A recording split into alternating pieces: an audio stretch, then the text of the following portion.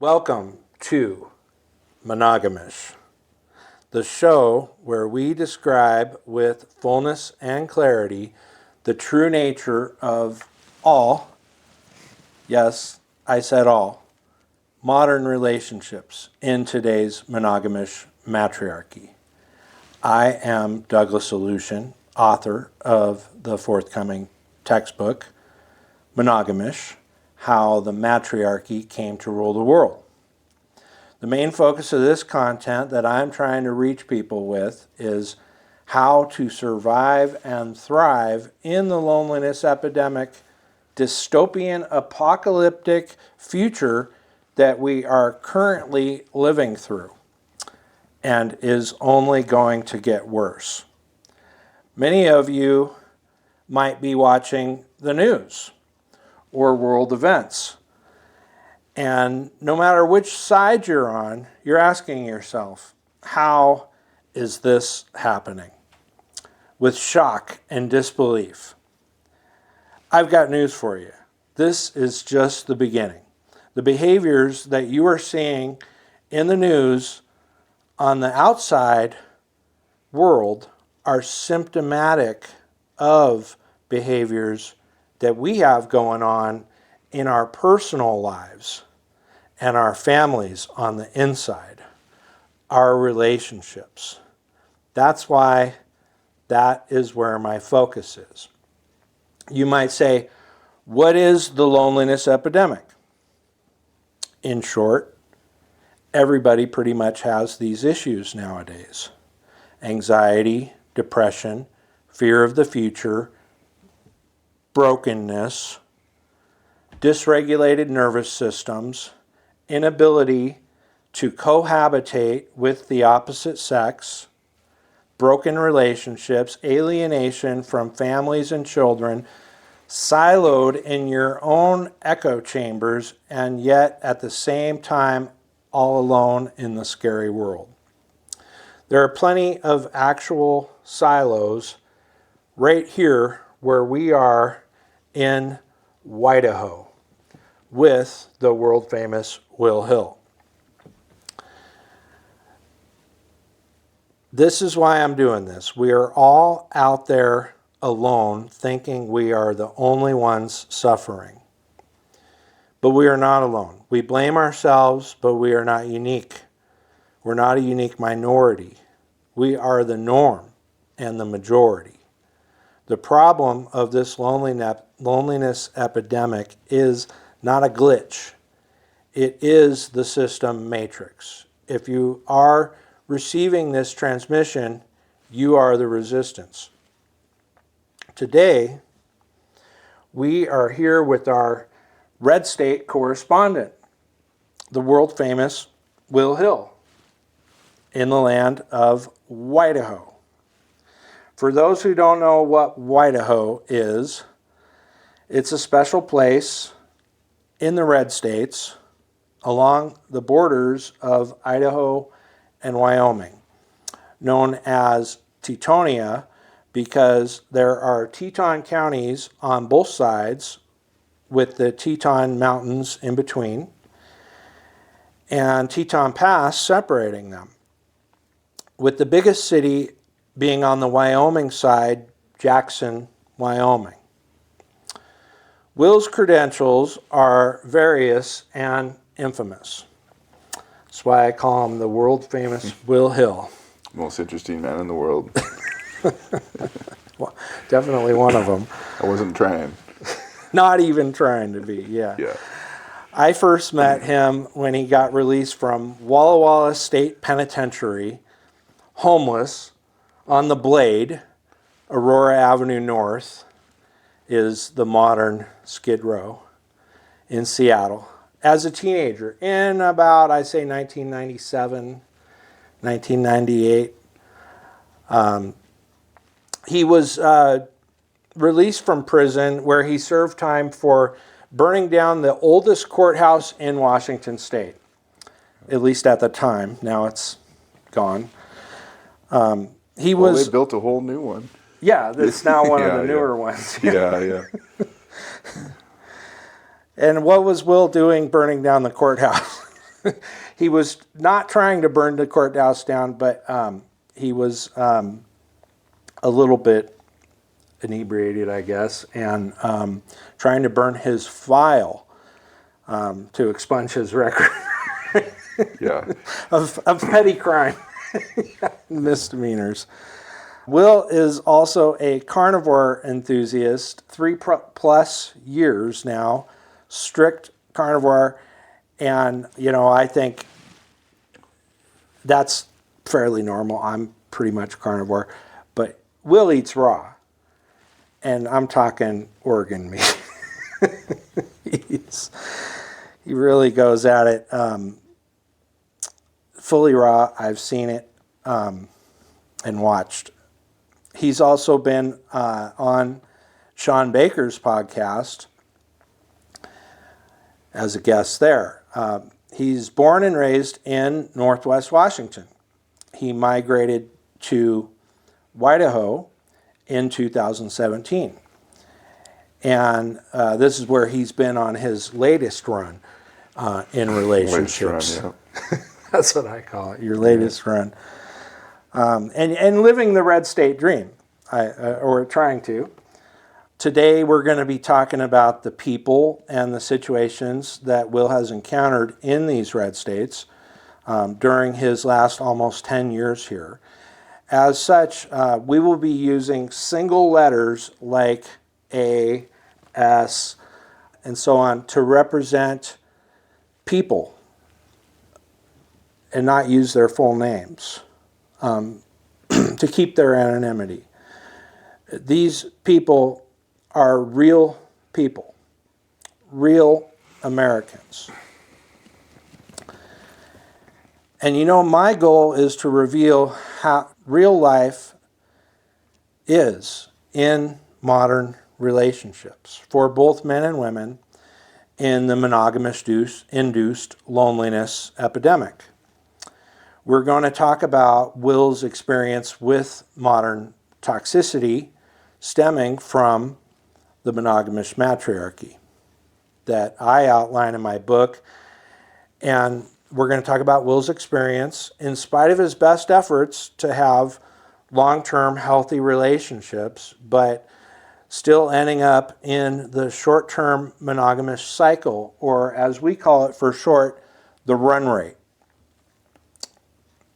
because of the toxicity of modern relationships. We will explore how this monogamish matriarchy, the monogamish cycle, or relatively short-term run rate in relationships, has made these long-term healthy relationships that we used to have for all of human history all but impossible in the modern day, even in the red states. So since moving from Seattle, where I live in the belly of the beast, to WYDAHO, less than 10 years, Will has been through 2 wives. The first one was the one he moved out here with, S. We're going to call her S. The second one, A. We call her A. So let me cue you up, Will. I'm going to ask you to describe that has your red state residents, this is kind of the key theme I want to get to, slowed down the process of the run rate, wrecking ball. Let's break down each one. And to be fair, when Will moved out here with S, they were already on the outs. I remember how the last straw in Seattle was that she called the police, making up false charges that she felt threatened, and Will had to move out of his own house for his own safety for a while at least. And then, how long were you out of the house? I'd say it was the middle of the winter, so probably like You rented a place. yeah. It was like 3 or 4 months. Yeah. Yeah. Yeah. I remember In the middle that. of the winter. Remember that time. And Will was, at first he was staying at my place, and then he got another place, and then I gave him my couch, and Yeah, I remember that yeah. couch has seen more ass than a toilet seat. Yeah, I was kind of reluctant to take the couch. And then we left it there. Yeah, that was back when our friend Jay was living in my basement, about 2014, 2015, I guess. Yeah. So then you got back together and you moved to Idaho. Yeah. And so what happened with her in Idaho? Did it get better when you moved to Idaho? No, well, it did for like a week or two, but like A week or two. yeah, it was like we had this pact, like we were gonna move to Idaho, and we had these long talks that we were going to change certain things about her behavior, and one of the things that her behavior was is she'd spend a lot. And I said, well, you know, we're going to move to Idaho, and I'm not going to be making as much right now, so we have to like, and it also, I think that costed me $8,000 to move to Idaho, you know, and I says, well, you got to not spend and all this stuff. And then the whole idea of moving to Idaho was because it was cheaper.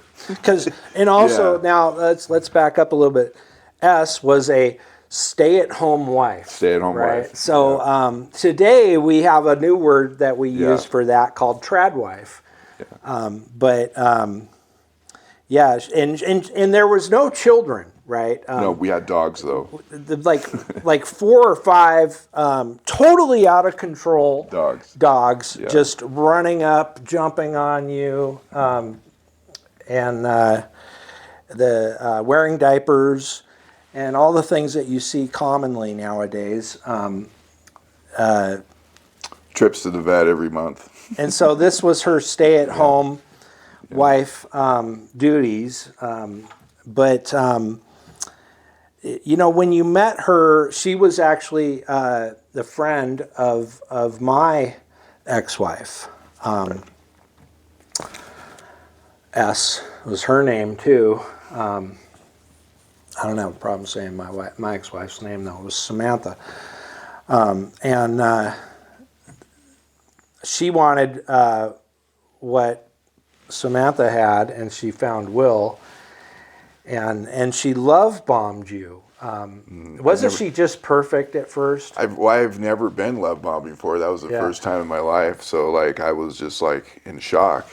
You know, I didn't know that was like even a thing at the time. Just taking care of you. Yeah, I'd come home from work and there'd be a 5-course food waiting for me, and I've never even had that in my life. I don't think Yeah, who has? And there was more food. Like there was enough food to feed the whole block, and it was just for me. Unless guys like us, older guys, Gen X and on. Some of us had moms and had some dads for a time. Like we both had stepdads and all that, but kind of remember a little bit what it was like to have a woman cooking and all that.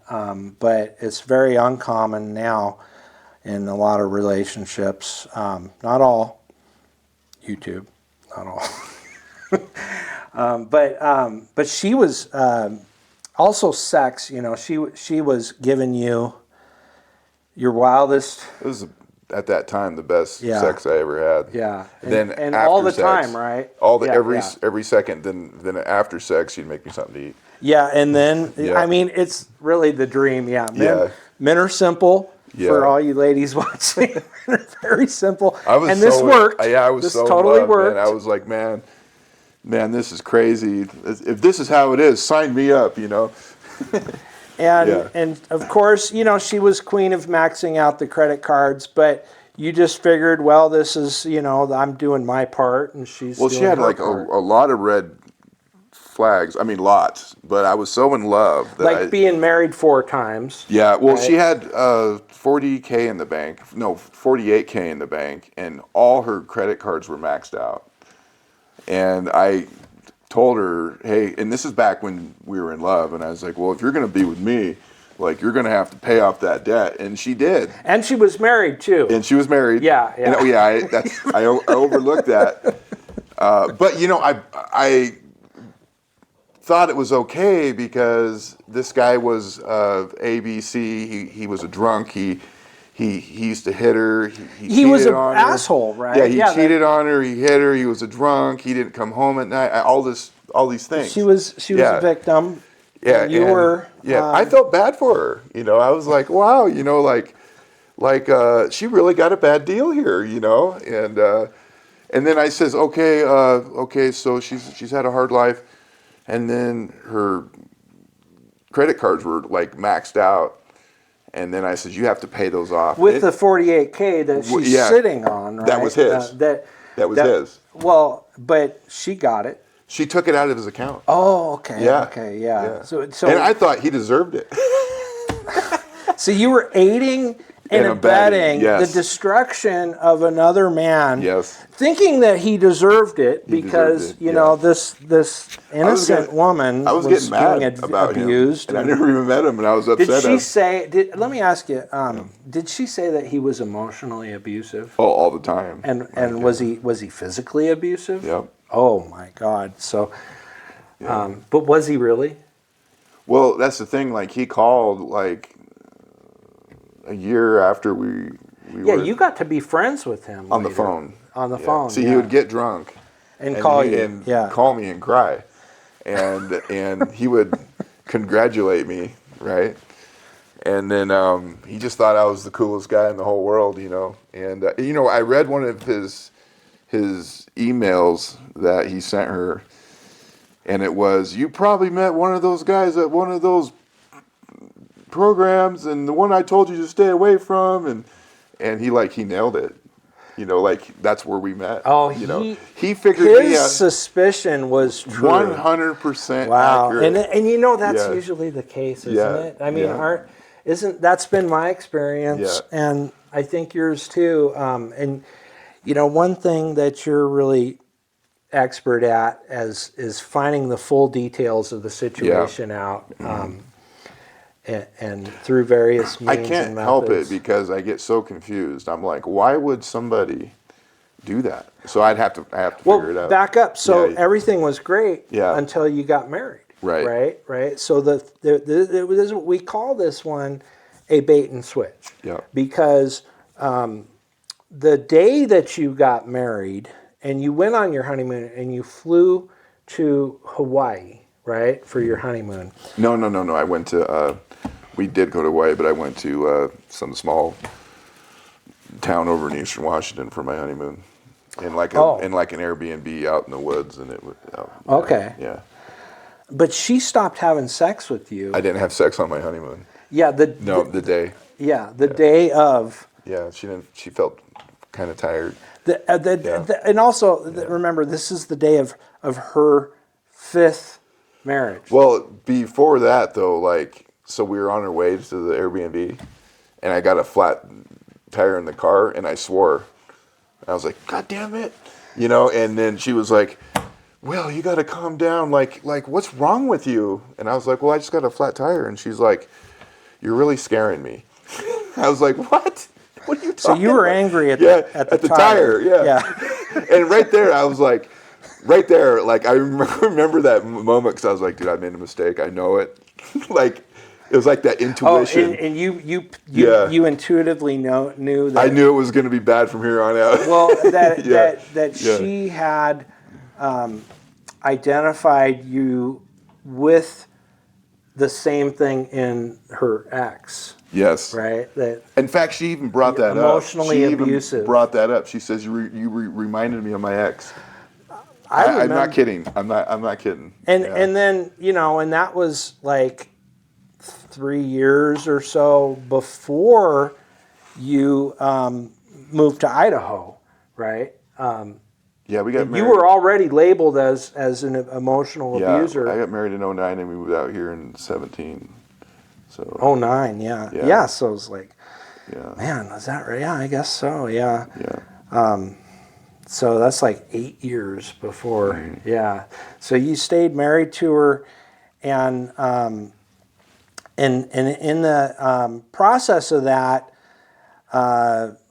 you worked, and you know, we call her the credit card, or the queen of credit cards, because she, you know, paid those ones Well, that's what I off. was going to say. She had 48K in the bank. I convinced her to pay off all her cards. And it was the 3 months after that, they were all maxed out. And she still had 48K in the bank. So she just, or no, she didn't have that. She used that 48K to pay off the cards. And then she maxed them out again and kept the money in the account. I right there, I was just, that was the first red flag. I'm like, how could, I'm just sitting there going, what? I mean, I'm just like stuttering in my head. Like, I'm like, if you got the money, why would you use the cards?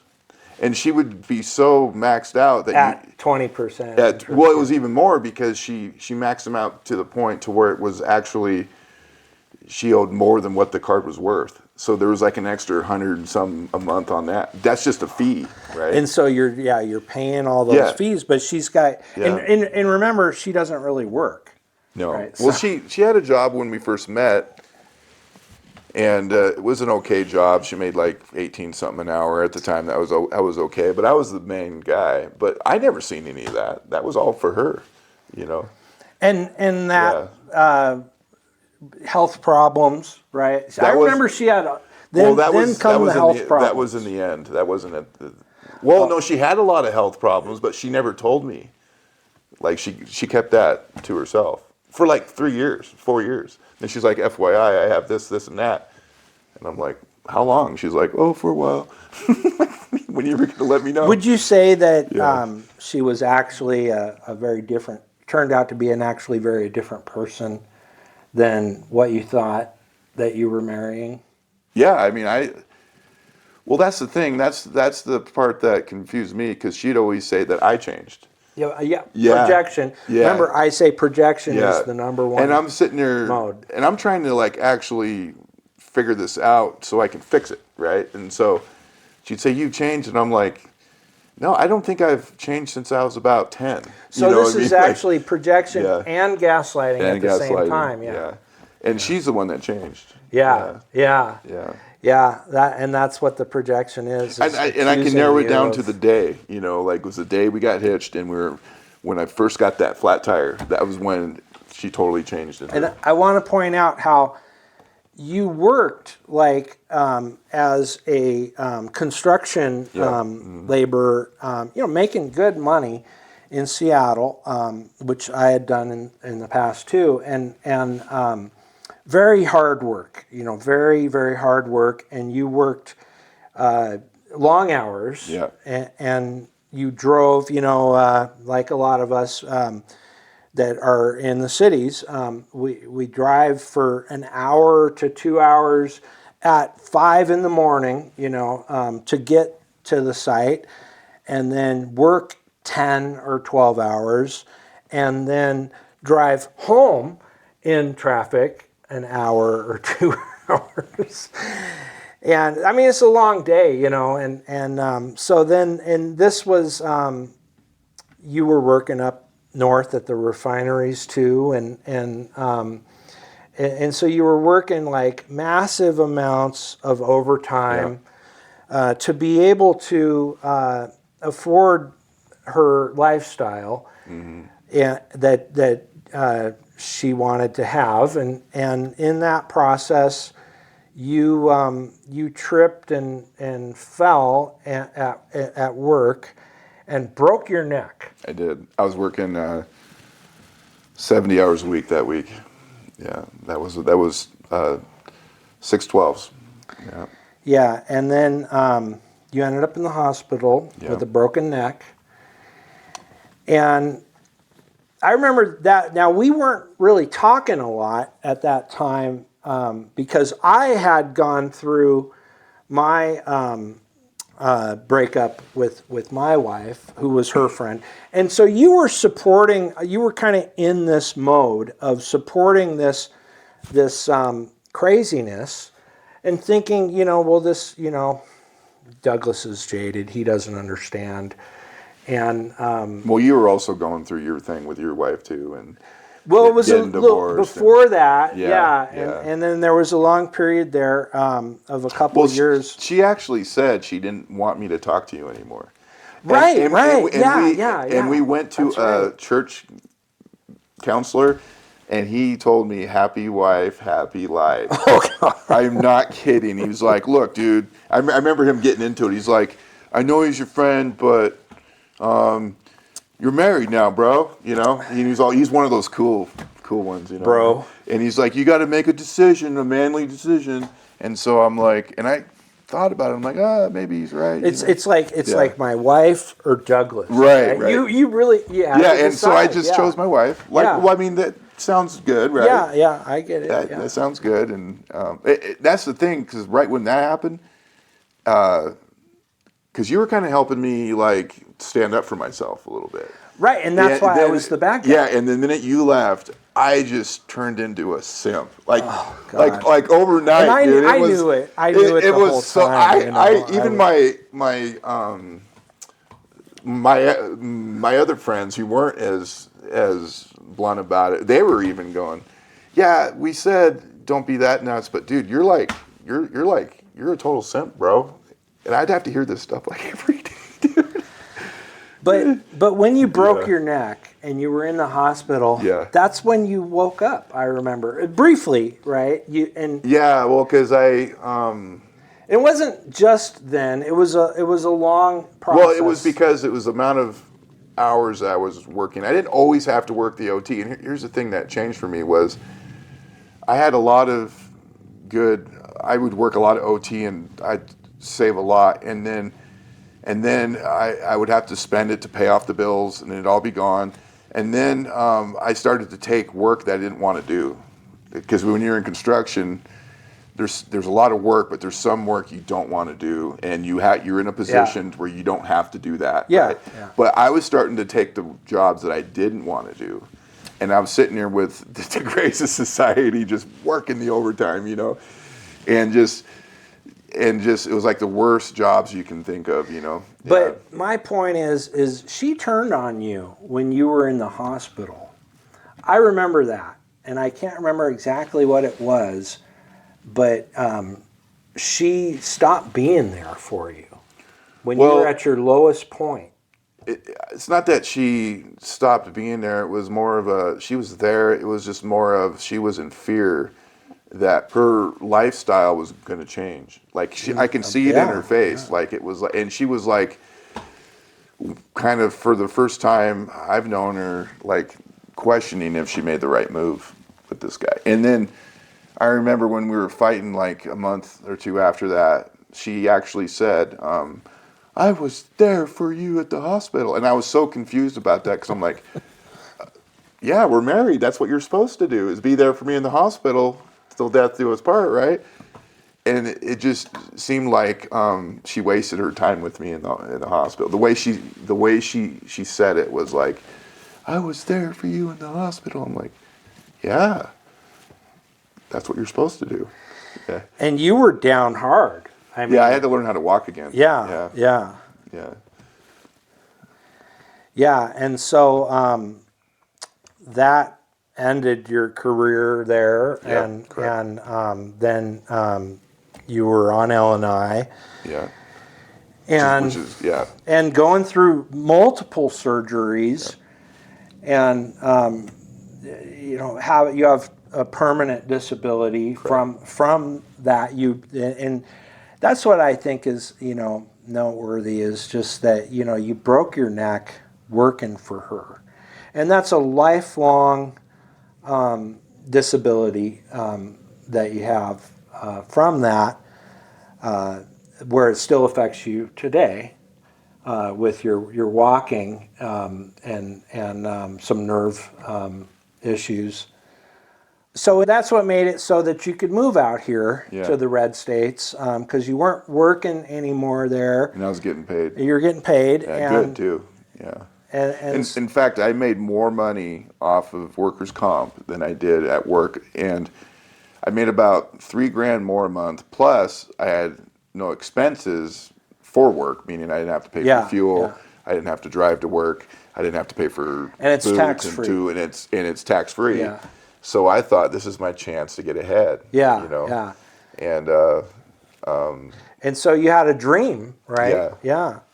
Yeah, to And move that out actually, here. that's what kind of woke me up, because I thought, all right, I'm finally in a spot to where I can start taking care of this debt we accumulated, and yeah, it's always we, you know, but what happened was we actually got in more debt, like way more debt, and then then I learned she didn't pay her taxes on her little cleaning thing that she started, and that was like $12,000, and the IRS didn't care where that $12,000 came from. They did not care. Oh yeah, then you got in trouble with the IRS. With the IRS. Yeah. And so, but when you moved out here, like I said, I know we kind of jumped around, but you had already moved out of the house back in Seattle, and then moved back in with her. Mm-hmm. And I remember before you moved out, like you guys were kind of back together, and I would come over and we would watch Game of Thrones. Yeah. The dogs would jump all over the place. Seahawks and Yeah. And things were normal again. And you thought that these are just growing pains, but it didn't work out when you moved out here with her. No. It just, all the problems just continued. Well, I had this epiphany too, like I kind of knew it wasn't going to, and because we just had and I told you that too. I said, changing places won't change your relationship. But I thought it was a win-win, because I was like, I always wanted to come to Idaho. So when I moved to Idaho and she left, I was like, well, at least I'm in Idaho. Right? Yeah, and that's what you told me too. Yeah. You're like, well, I don't care, dude. That was the only smart thing I think I did. And Will Will's he's like me. We have a lot in common, but I don't really get along with the modern church, even though I'm a Christian. But I'm very skeptical of the modern church, and so is Will. But one thing Will does is he gets out into all the churches, and especially now you're not working. Yeah.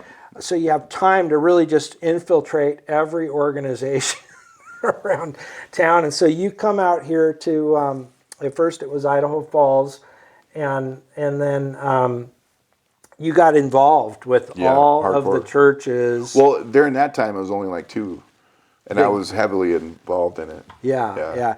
And so did she.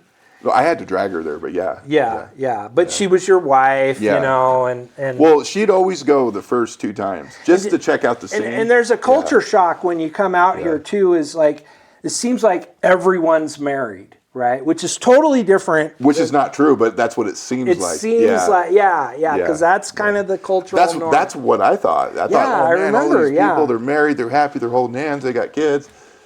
And I thought, I made it to Idaho, I'm like, this is it, man. Did you think that, just that environment might help? Yeah, I did. Well, I thought the church scene would change too. Yeah. I really was. I was hoping upon. I thought that too. I mean, the mean, church would be more conservative and more like, don't get divorced. Like, you got to just work it out. Like, we don't divorce here. I was hoping upon hope that was the deal. And in some ways it is with the Mormons, right? Which make up like 50% of the people around here. Mm-hmm. But the Protestant church is really a disaster just like when it comes to that, it is yeah, absolutely. yeah, but they don't talk about it. No. Nobody talks. Everybody's Well, married. they actually blame you. Yeah, and Yeah, so they say I'm doing something wrong. when Yeah. S went sideways again, Yeah. which she surely did, Right. then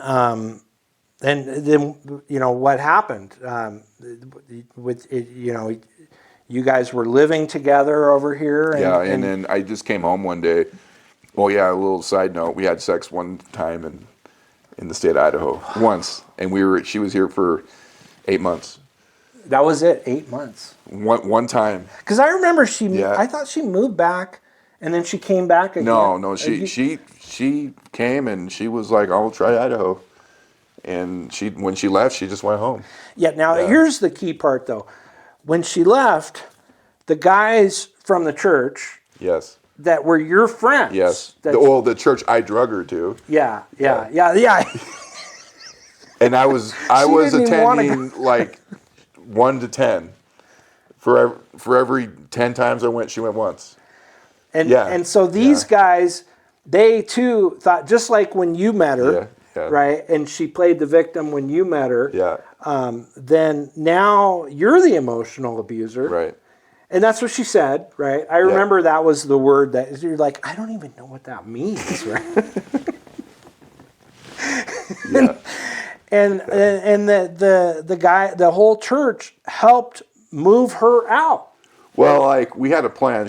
I came home one day from doing my church thing or my program thing, and she just says, "We have to talk." And I said, "Okay." And then she said, "I'm going home." And I was like, "I mean, you're going to move out?" And she's like, "Yep." And I said, "Okay, if that's what you want."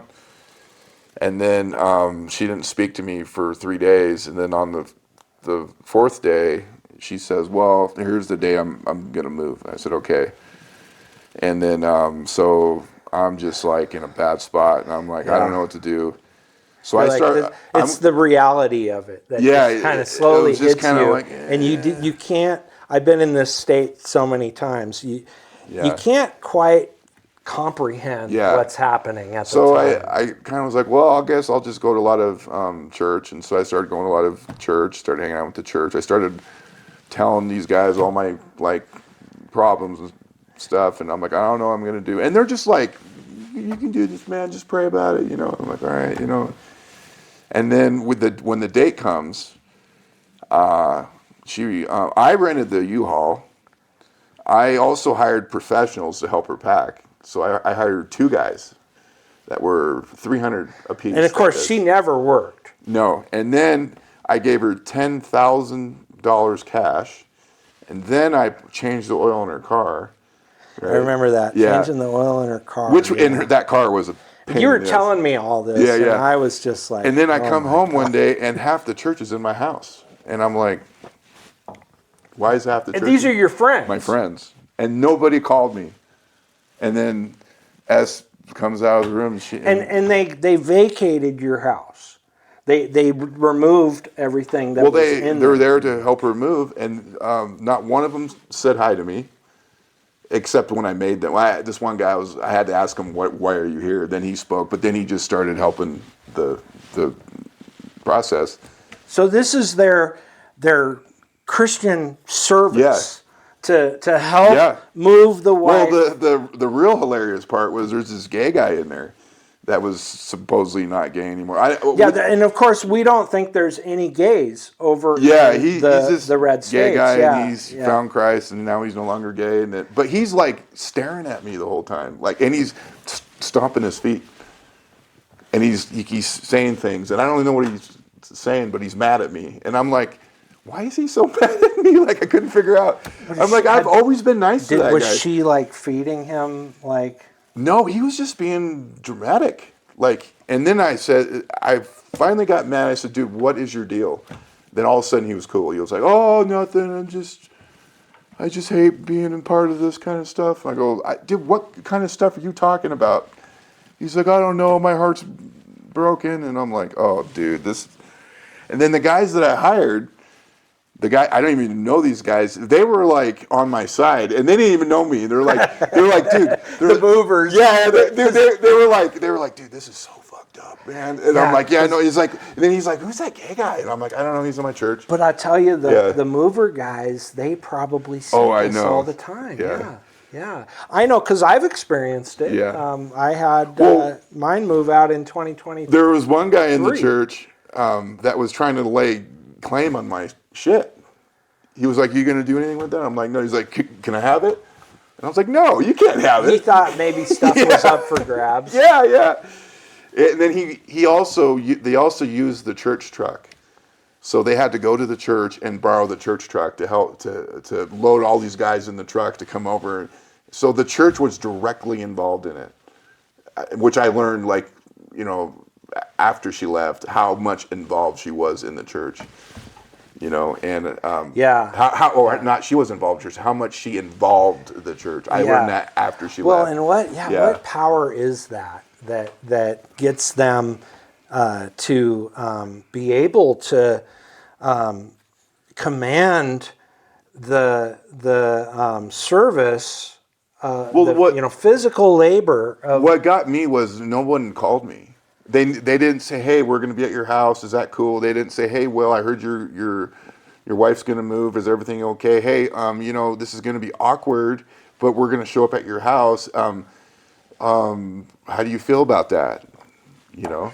And there's this one guy I hung out with like every day, and he was like, I thought he was like me, like he was cool. He was a bro. He just got hitched himself, and he was all about Christ. He never even called me. That guy, I'm just speculating here, but he was going through the same thing that you were going through, that you talked about with me.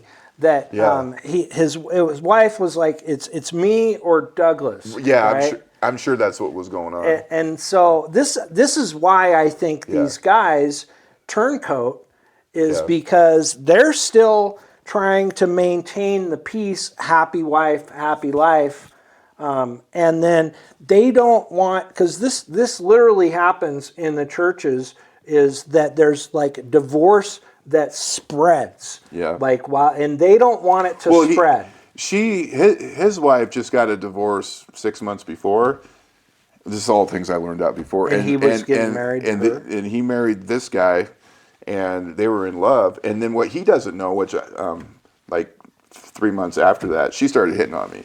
At the church. Yeah. And she was telling me what a son of a bitch that guy was. Because you were single. Yes, right? I was on the market, and I was like doing the whole peacock thing, and I was like, trying to find, there's got to be one out here in the church. I was going through that whole thing, right? Yeah.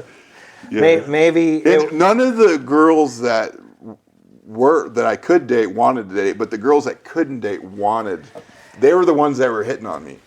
Yeah, it was the ones that were already married. It wasn't the ones that weren't. Yeah. Wow. Yeah. Did you think that, maybe... and I just want to clarify, that was a Calvary church. Uh-huh. So they're the most conservative church out of the non-denominational. Oh, they are? Yeah. As far as I know. Well, I mean, I think they're all about reading the Bible. There's these, I mean, I didn't... Yeah. I've seen them to be, just as... No, I'm just saying as a reputation goes, like everyone's like, they read verse by verse, and they're the ones that are like really putting the stamp on this stuff, and they're the ones that were behind all of it. Yeah, and they also have women preaching. Right? Yes. So they're real conservative. Just no, I'm not even arguing that point. I'm just arguing like that's their reputation, right? That's what they're known for. Yeah, that's a side note. But there still is kind of a mindset that it's more conservative over here. And so did you think that maybe with S that she was she was like left over from my life in the liberal area, Well, here's coast. Here's the thing about S. She was a conservative, and she did vote for Trump, and she loved manly men, and she likes it when guys are to play that role, like that whole. So you role. didn't think she was like had liberal Yeah. tendencies? No. And then maybe like there would be some more conservative ride or die. I thought we would come over here and she'd get some conservative friends. I thought where I Yeah, lived and they was would help because her. all her friends back home were not all conservative. Yeah.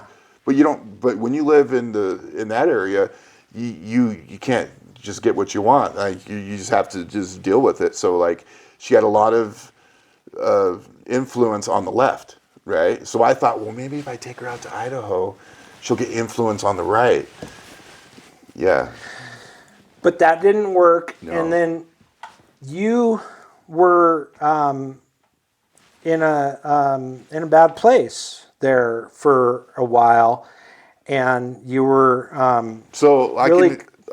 I would like to say it happened so fast, 5 dogs in a whole house, and then they moved between the church guys and the 2 guys that I hired.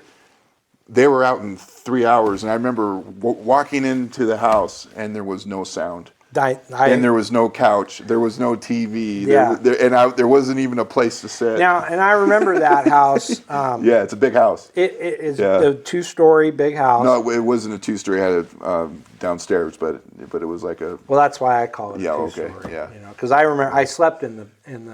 Yeah. I did some Yeah. deeds in the basement. I know that basement.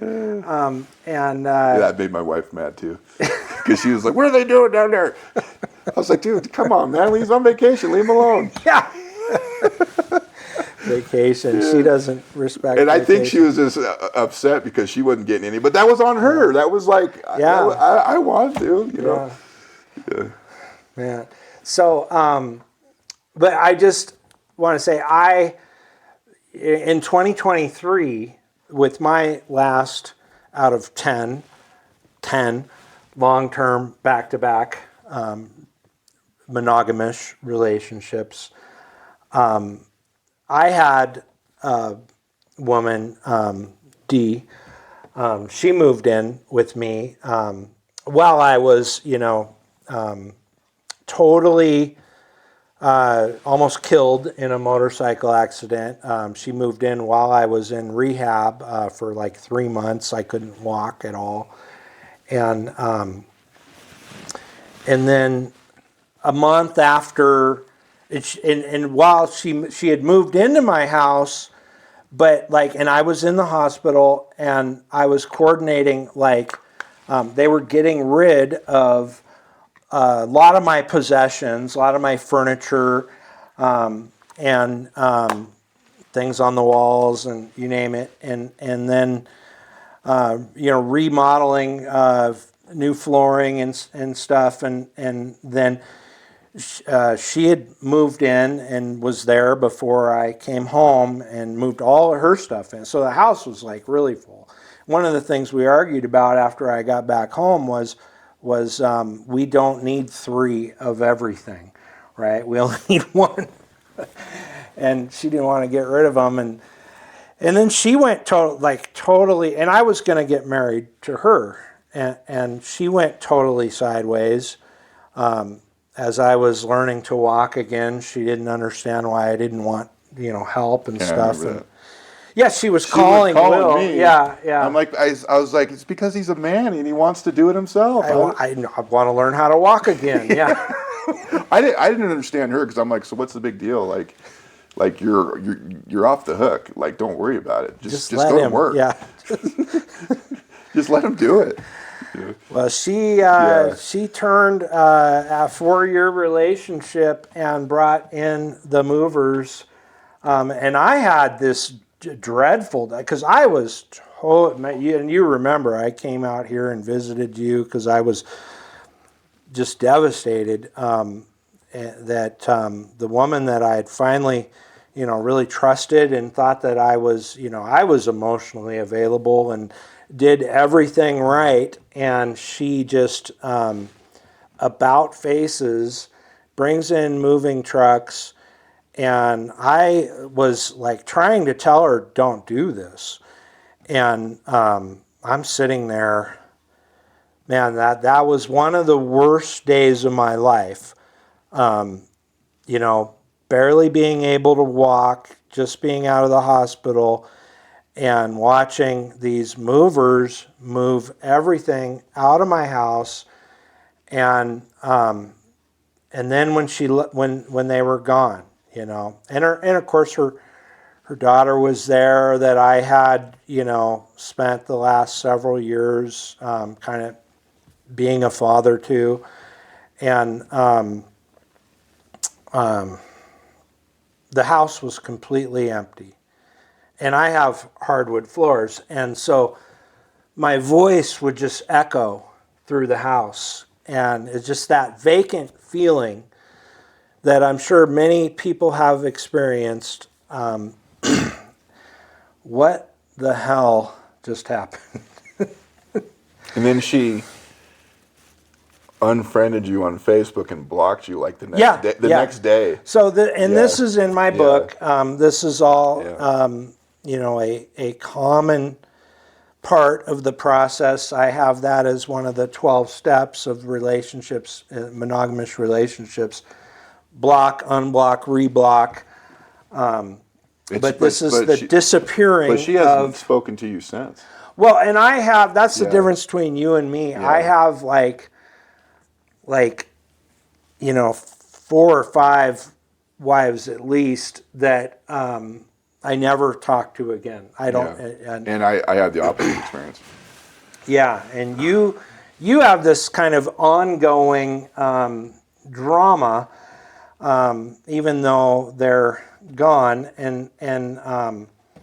But well, it's not really dramatic. It's just that my brain has to know if I'm full of shit. So I have to call every once in a while, maybe once a year. I'd call S just to say, hey, how's it going over there, right? And she met this guy and got married and stuff. Yeah, she's done the same thing again, number 6, I right? just got to know if I'm crazy. So I'm like, because all the years of her turning every conversation around on me, it kind of gets to me, and I start thinking that it's me. And then I just have to make sure, and I do, is I just listen to her talk for an hour, and I'm like, no, I'm good. Like I made the right move. Like, but she's cool like that, so she'll actually. There's a part of her that kind of knows I got. Yeah, see, mine never want to talk to me again, right? Yeah. Because I call him to the carpet. He's good at that. On every thing, you know, I don't let him get away with gaslighting and projection. I'm more of the happy wife, happy life guy. Yeah. I'm a very reluctant simp, and not really a simp, and now I'm not at all. But in fact, when S found out that I was getting with the new girl, she called me and tried to talk me out of it. Yeah, right. Yeah, so that's what I want to get to. I want to get fast forward to number 2. And we didn't talk for a while. You were in what I call dark mode. You were trying to find your own, you know, what you really wanted to be and believe, and I was doing my own thing over there in Seattle, and you had always wanted to move down here to Teutonia, WYDAHO, and you started, you know, because I know when I talked to you later, you told me, I got into, I was watching YouTube videos, and you got into some kind of what, you know, I guess circa 2019, I guess. It was 2019, 2018. Red pill content, and that was Corey Wayne. Corey Wayne, yeah. Yeah, and so you really... I kind of was listening to Corey just a little bit before I got divorced. That was helping me red pill. So you had already kind of... I just thought he was an interesting guy, and so I was kind of cluing in. So when my ex left, I had time on my hands. When S left. Yeah. And so you start diving in. I went all in. And I remember because once you turn you told me about it. I listened to him a bunch, because I'm into all these things, and his deal was, which is just genius marketing, Corey, by the way. Shout out to Corey Wayne. Yeah, shout. You gotta read his book 100 times. No, 15 right? times. Oh, 15 times. At least. Okay, but you read it 100? Well, I had it on. Yeah. I mean, more than I could count. Yeah. But he doesn't accept that you just read it once, right? No. You're not qualified to be a 3% man. Be a 3%. Yeah, man. that's his deal. 3% man, which means top 3%, which this is a kind of a talking point, I guess, and I consider this what I call the PUA branch. Some people call it the attraction dynamics. It's studying, so the idea is that if I do everything right, which I call a dancing monkey, that then she'll be good, she'll be in her feminine, and everything will be good and work, and this is how you can make modern relationships work. A lot of it is just getting the girl. I don't think they really understand like the keeping part. Nobody does. But you got into that. Yeah. And that's back when I still had hope. And your fitness journey. My fitness journey. Yeah. And so you started dating. And was it on the apps? It was the apps. It was church. It was Costco. It was dating in the red state. Yeah, I was the clear training thing myself every day to talk to at least 2 or 3 girls. So you're making contacts. That's one of the principles. And a little side note: I can sum up Corey Wayne on one page. Okay. But anyway, do it.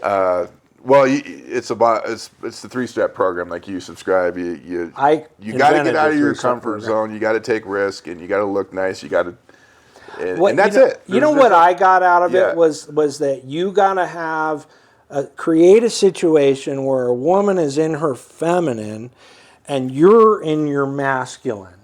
Yeah. And he talks about that a lot. Well, I'm even suspect to that because I really think it boils down to just being the right guy at the right time. But that's my new program. Yeah. But it really goes back to Tom. It's how many girls can you talk to in a 24? Numbers game. It's that's game. The numbers game. Yeah, and which is all PUA stuff. Yeah, and I killed it, absolutely killed it. Like.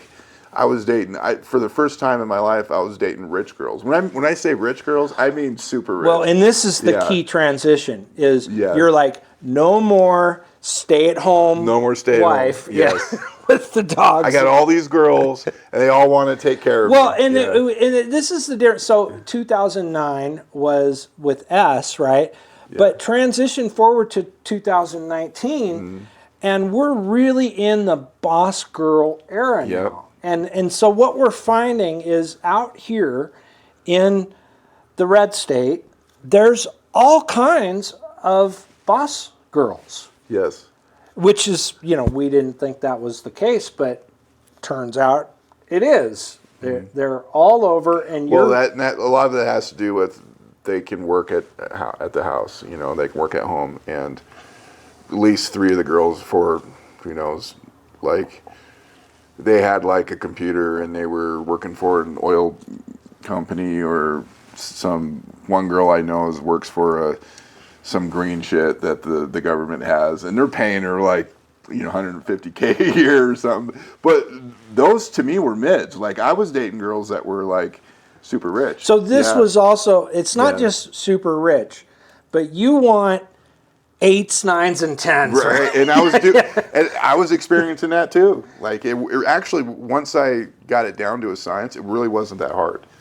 But because they're in a position to where they want to get laid, and if you say the right things and you're just nice to them, they're easy. And then what they don't know is that they fall in love, the minute it happens. Well, Yeah. okay, and then in my monogamish relationship Yeah. cycle, this is the situationship Yeah. that gets converted to the monogamous But yeah, relationship. they always say I just want to have a good time, but it always turns into a relationship. It always ends up that, Yeah. the part they're not really telling you. The one thing I did learn about with Corey Wayne though was like that I was always kind of scared of was of where I come from and being awkward and swearing and doing these things that men do, and I learned that the more upfront I was, the more like rude I was, the more they liked me. They would call me back like that, or I just ignore them and they'd call back. The guys that were nice, they didn't have as much. She learned how to stop playing the nice guy game, the simp. Like if I'm nice to them and do what they say, then they're gonna like me. Yeah. Yeah. Which is and that's also kind of a half truth too. I still think it boils down to the right guy at the right time. So you could do everything wrong and still get laid, but right. But I just had good odds. We're talking about what you were thinking then.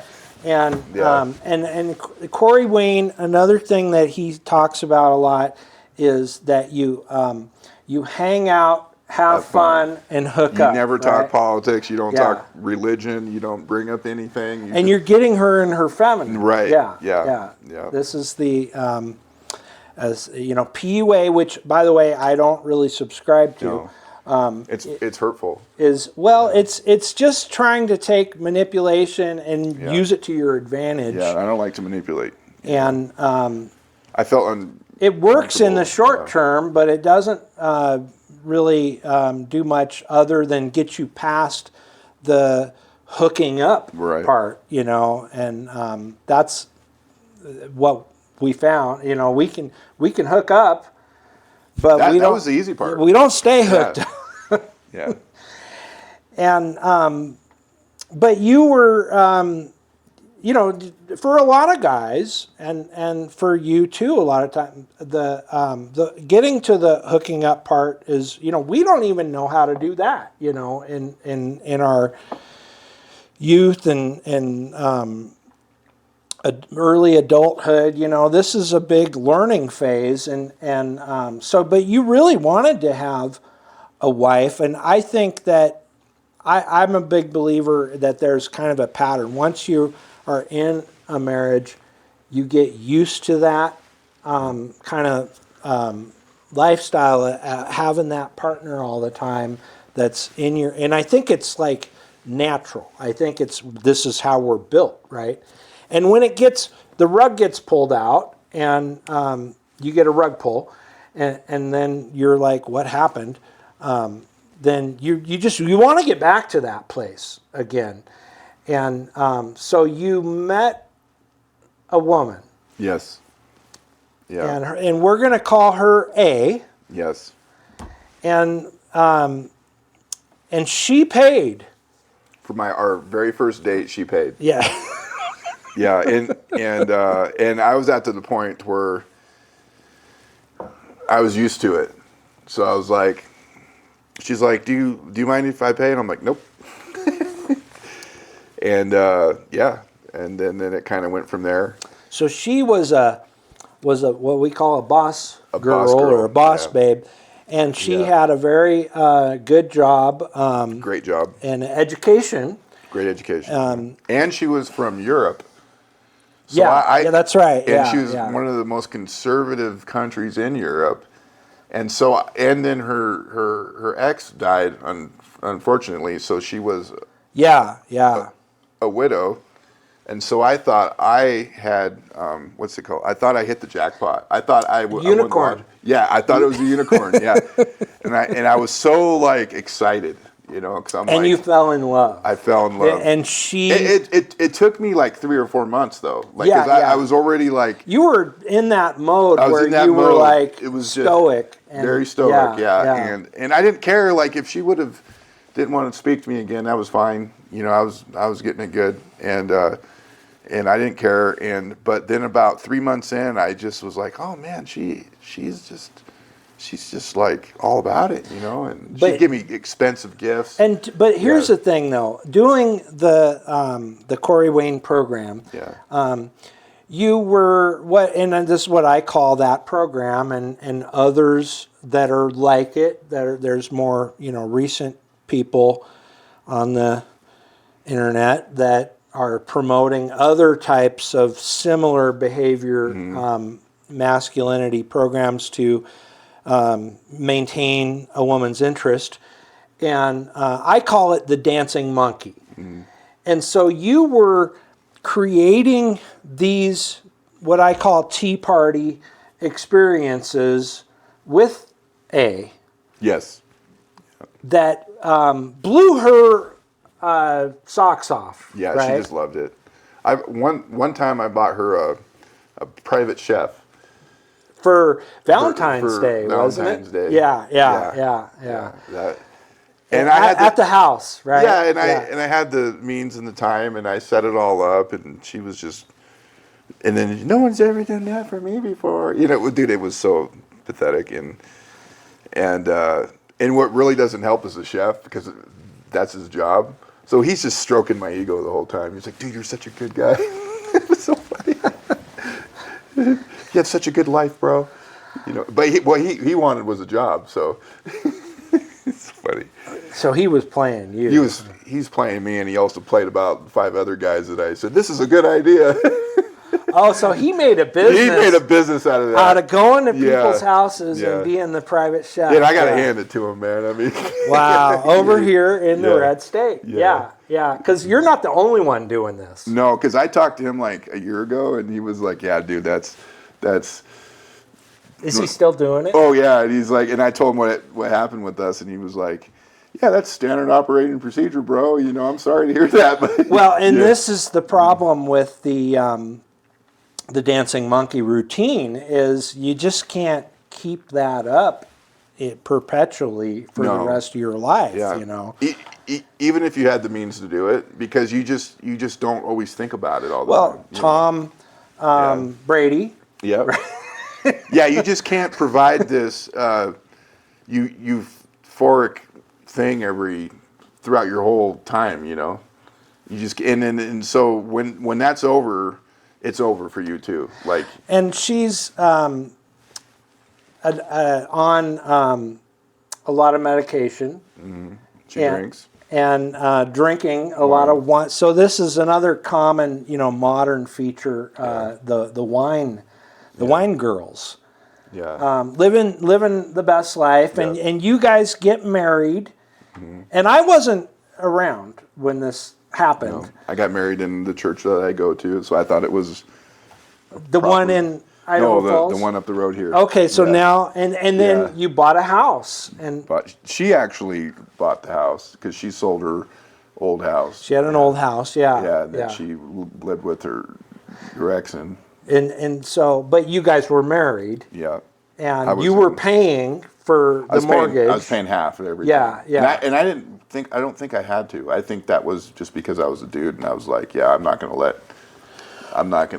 Right, Yeah. but so what do you mean? She wasn't Well, we didn't- necessarily we requiring didn't- that. We didn't really talk about it per se. I just kind of offered, and she went along with it. But she didn't really.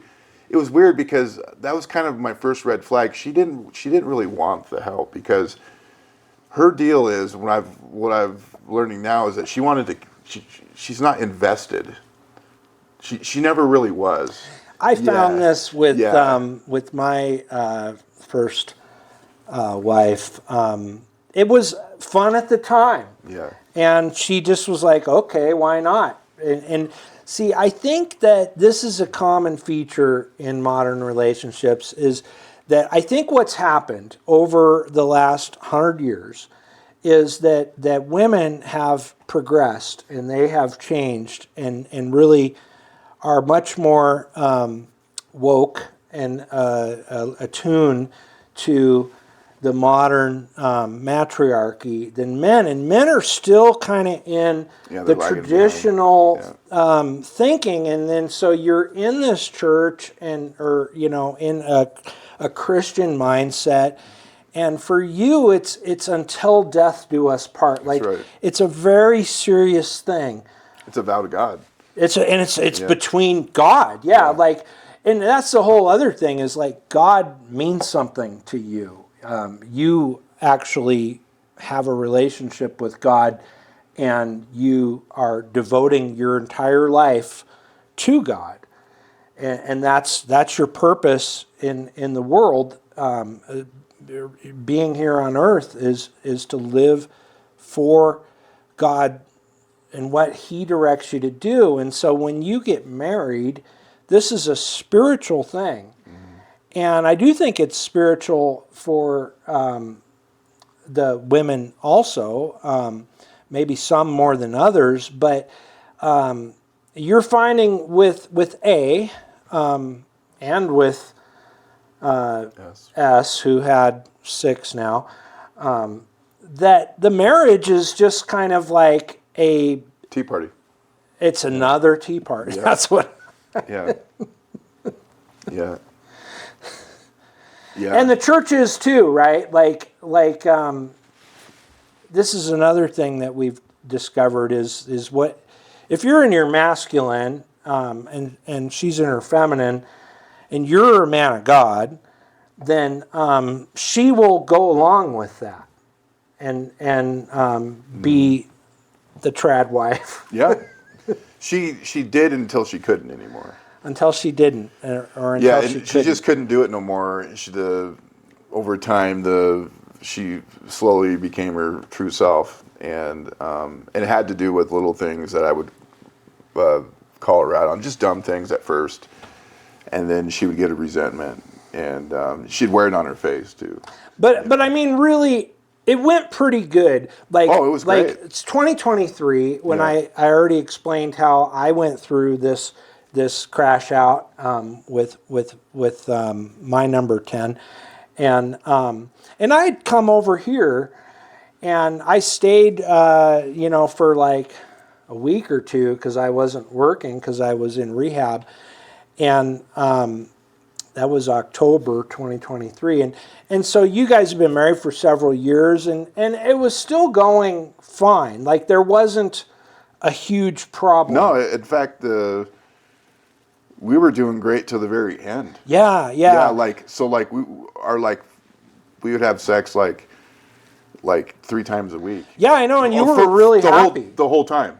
And Like, you there were was never really no- happy. that was never and not you a thought thing. she was happy. Yeah. And you would go to the store and, honey, can I get you some wine? You Yeah, know, all and that you'd stuff. buy her the wine. But what broke it was Valentine's Day 2024. Yeah, the following year of the big Yeah, Valentine. a year after my epiphany. Yeah. my And final so epiphany. She had a work trip planned, and so I invited myself, and then In Vegas. and then I was gonna make it a special Valentine's Day, which she doesn't to this day doesn't believe me that I had this surprise plan for her, but we were making I was making all these things on the side, calling people up over there, and then what I forgot to do is I forgot to get a reservation for a restaurant. You didn't Yeah. really forget, Yeah. right? Because Vegas has 1,000 at least. Yeah, that's what I tried to explain that to her. Like, where we're at, they're everywhere. That's what the city Great is restaurants built all over on. the place. That's yeah. what it's designed for. Yeah. And you weren't really. It's not like you forgot to get a reservation. You didn't really even want to get a reservation. it wasn't a high priority. High priority. If I had have thought about it, I might have. But she confronted you Yeah. on that. Like, she got excited, and this was Valentine's Day, and so now she's telling you what you're supposed to do Right. for Valentine's Day. Well, then just back up a hair. She was started to complain about the horses we had. I bought a horse. Oh, and the I horses. And I had 2 other horses. She had 2 other horses. Hold on. The horses Yeah. are lawn ornaments. I wish I could turn the camera and show you guys outside here the Teton Mountains, but you'll see it in the beginning and end. So my job, which I gave myself, I just took it upon myself to take care of the outside and the horses. And so I would feed them, and then she didn't think it was enough. And I'm like, no, I've obsessed on horse feed for the past 2 years. I know. Yeah. And I can tell you everything about a horse. Every how they get things in their nails. And I'm the one that deals with the vet that comes over to the house. I research it. That's just my mind. And I'm like, the horses are fine. And she's trying to. And she's just going these one of them's a rescue horse. Yeah. Right? Yeah. So that's a whole other thing. Nothing but problems. And so it kind of, the little nit picking thing started. You guys are really living the dream, though. I mean, the red state dream. It was. You've got the house, you've got the pasture with the horses. And a fence that I built, and I took care of all the outside. Yeah, the riding lawnmower. But you can ask her right now, and she would say I didn't take care of the outside. You know? I know. And then. Not to her specifications. Yeah, and then one day it snowed real bad, and then she didn't like the way I shoveled the snow. Yeah, I remember that. And I was out there for like 3 hours, and she literally walks out of the house and goes, "What did you do?" And I'm like sweating, like literally. So you're sweating. 3 hours shoveling snow. And I had at that time my back was killing me. Right? But I was out there. She's got to go to work tomorrow. You know, I got to shovel. So that she can get to the car without getting her little boots, snow on them, right? Yeah. So she can wear her outfit to work. Yeah. Yeah. And you're a dirty bastard. Yeah. So I quit shoveling the snow, and I thought that was going to work. That didn't work. She just doubled down. Now I'm even worse because I quit shoveling. So she was out there at 5 a.m. shoveling the snow. I'm out there going, "Hey, how's it going?" You know. And that's when I think that was the end. She realized, wait a minute, he's not getting it anymore. No, I think that day was the end. Now that I look back, like she made up her mind right there. It was over. Something changed inside. Instantly. Like it was done. Like the whole Valentine's Day, the year before didn't count. Nothing I did. Well, nothing. Yeah. That's, is that Beaufort's law that nothing you did in the past counts today? Yeah. Yeah. And then she started talking to her friend T, and she just got right on board. Yeah, he's a dirty, rotten. So so T and A is a couple. Yeah. T is the woman, A is the guy, and they're like friends. At church. At church, that I drag her to. That you drag her to again, right? Yeah. That she didn't even know was even there until I came in her life. Yeah. And so now her church friend is telling her also that you're a dirty rotten. Yeah, and I didn't know why she hated me so much, but I learned after the fact that we all went out to eat once, and then T was being really mean to A.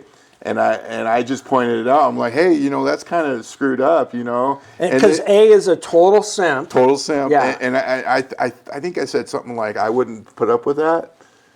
And it was like one of those obvious ones where it was like how you see girls humiliate guys. I was just standing up for them. And right then she had it out for me, blood. Like she. Oh man. Yeah. Yeah, just like didn't want me around. Because I would stand up for you, and then you would stand up for you. Right. And this is, by the way, this is a narcissistic behavior to try to, at least that's what they say. I'm not sure I believe in that, but this is what they say in the weaponized psychology world, that if you're trying to get your partner away from their friends, to isolate them so that you can control them the way that you want. And because their friends are going to influence them in a way that you don't want. So this is, what the narcissist does. And this girl T, she's gross. Like, she's not, like, she's not even like I don't know what A's problem is with her, right? Well, there's a lot of them like this, right? Yeah. Like It's like if I were her, I would be treating overweight. Way overweight, way overbearing, and he does everything that she says. And these are the good marriages. Yeah, these are the good marriages. And they're still married. They're still married. Well, they've had some rough spots, so, we know that nothing lasts forever in the monogamish world. Yeah. And then here, T also is talking about everybody. And she's this church girl. That she's the church gossip. And she's the one holding her hands up in church. And praising Jesus. Yeah. As she's talking behind everyone's back, Including yours. Including mine. But I kind of knew that because I'd seen her before, But I was like really careful not to say anything. But that one time I screwed up. But it was that Vegas trip, though, on Valentine's Day. And then you told her, fine then, because she was like demanding that you call and make a reservation. And you said, I'm just not going to go, Yeah. I'll just stay here. You go do your work trip, and I'll just stay here. Yep. And that was the end. The end. Because she went there, never sent it. I called her one time to make sure she made it safe, and she answered the phone and said, I can't talk right now. I can't hear you. And then she just hangs up. She's at like a club or something. No, she's checking into a hotel. Oh, okay. And then I don't hear a word from her the whole trip. Yeah, it's radio silence. Radio silence. That's the typical pattern. No Facebook posts. Yeah. She did do a Facebook post, but it was after she came back. Right, which is not like her because I know her. Right, so you're like, what's? It's a deliberate scheme to just make me mad. And so by the time she came back, I said, I'm going there now because I have some.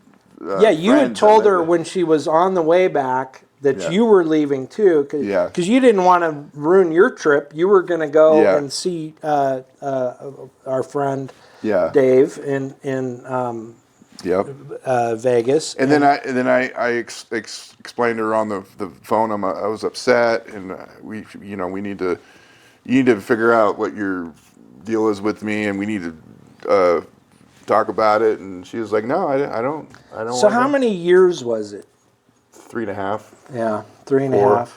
And I say that the average is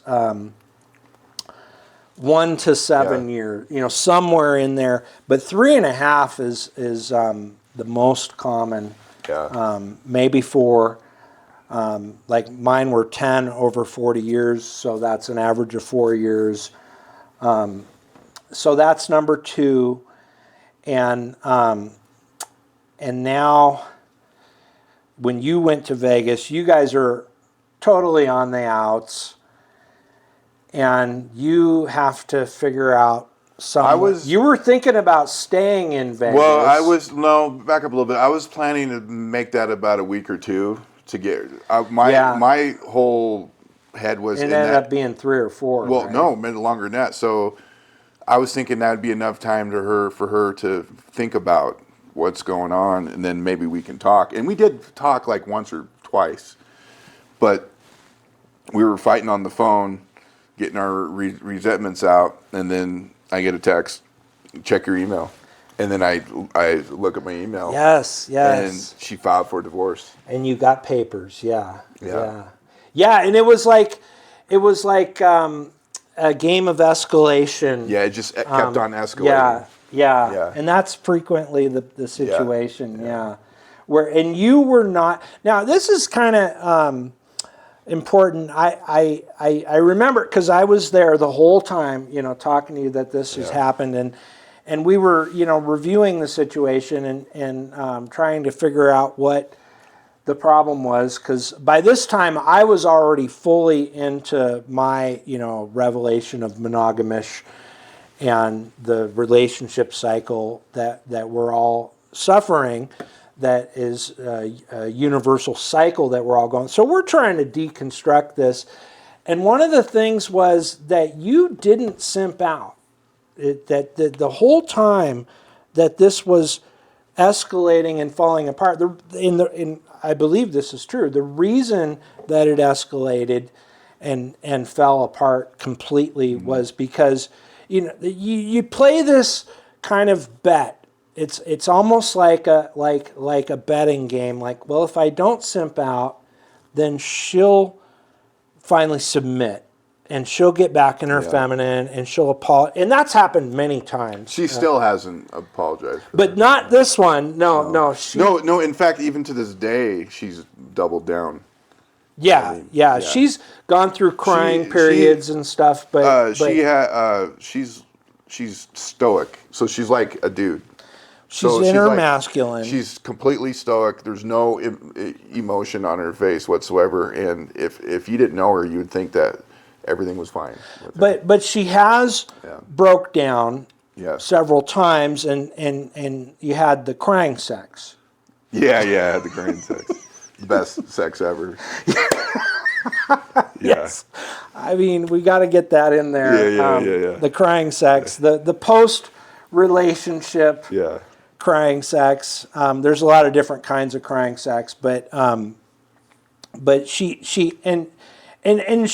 all, I wouldn't say all, but she really did admit. She's like, I'm a modern woman. Yeah. And one thing I appreciate about her was, compared to my first wife, was that she was super honest about, like, I want nothing to do with. She's always been pretty honest. Yeah, about where she feels and what she believes. The thing is, up till we got divorced, we never fought. Yeah, never. And you were bragging about that. It was bragging about it. I think we got into one fight out in the snow, but I've never called her a name. I've always been kind, and she's always been kind too. It's not like she was doing that. It's not like you were an emotional abuser. No, she never once brought that up, and we didn't fight.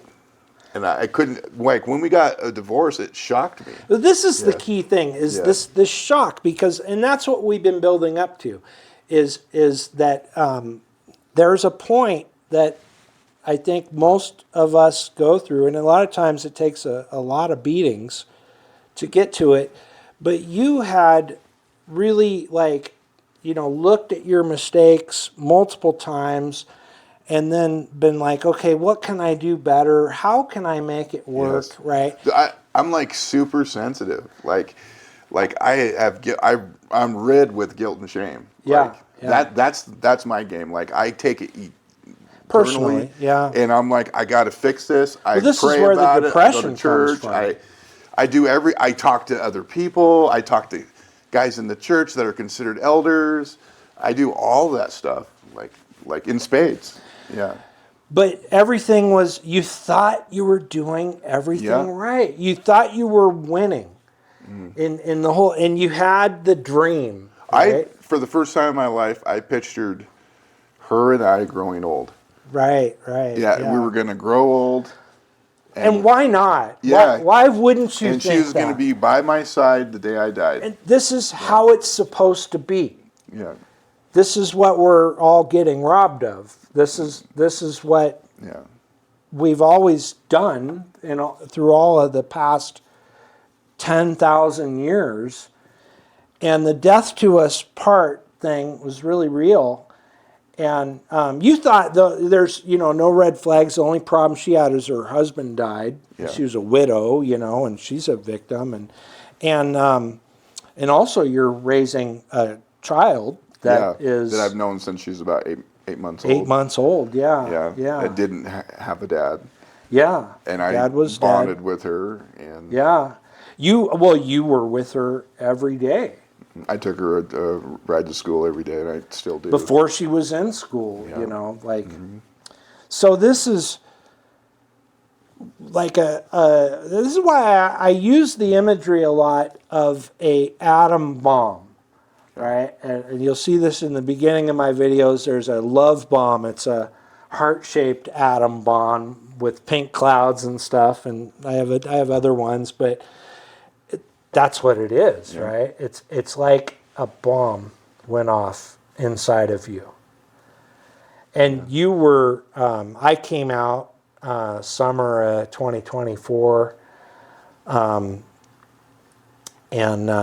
you were, I'll never forget being up at the Grand Targhee, which is right there behind us, and at the top of the mountain, and I'm just, having a wonderful day, hiking up there and on the ridge line and taking in the views of God's creation, and I look down from the ridge and I see Will sitting there on the picnic table, just with his head down, just constantly looking at your phone, and you were just, what happened?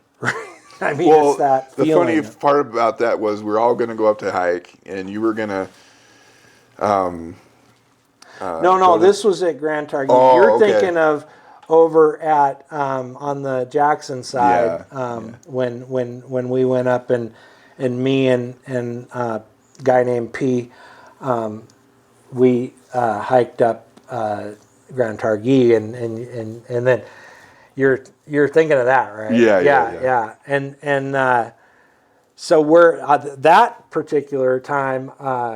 There was a guy that we started hiking with From out of the country. Yeah, he was from another country, Yeah. and He was cool. Yeah. and you started talking to him. And, And then we got to the end, and he was going to go up to the top with you and P, and then he looked at me and he goes, "No, I'm going to walk Will down because he knew he was like, I don't think he's okay. he's not okay." Yeah,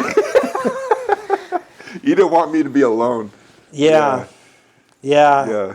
And this is where the thoughts come in of suicide.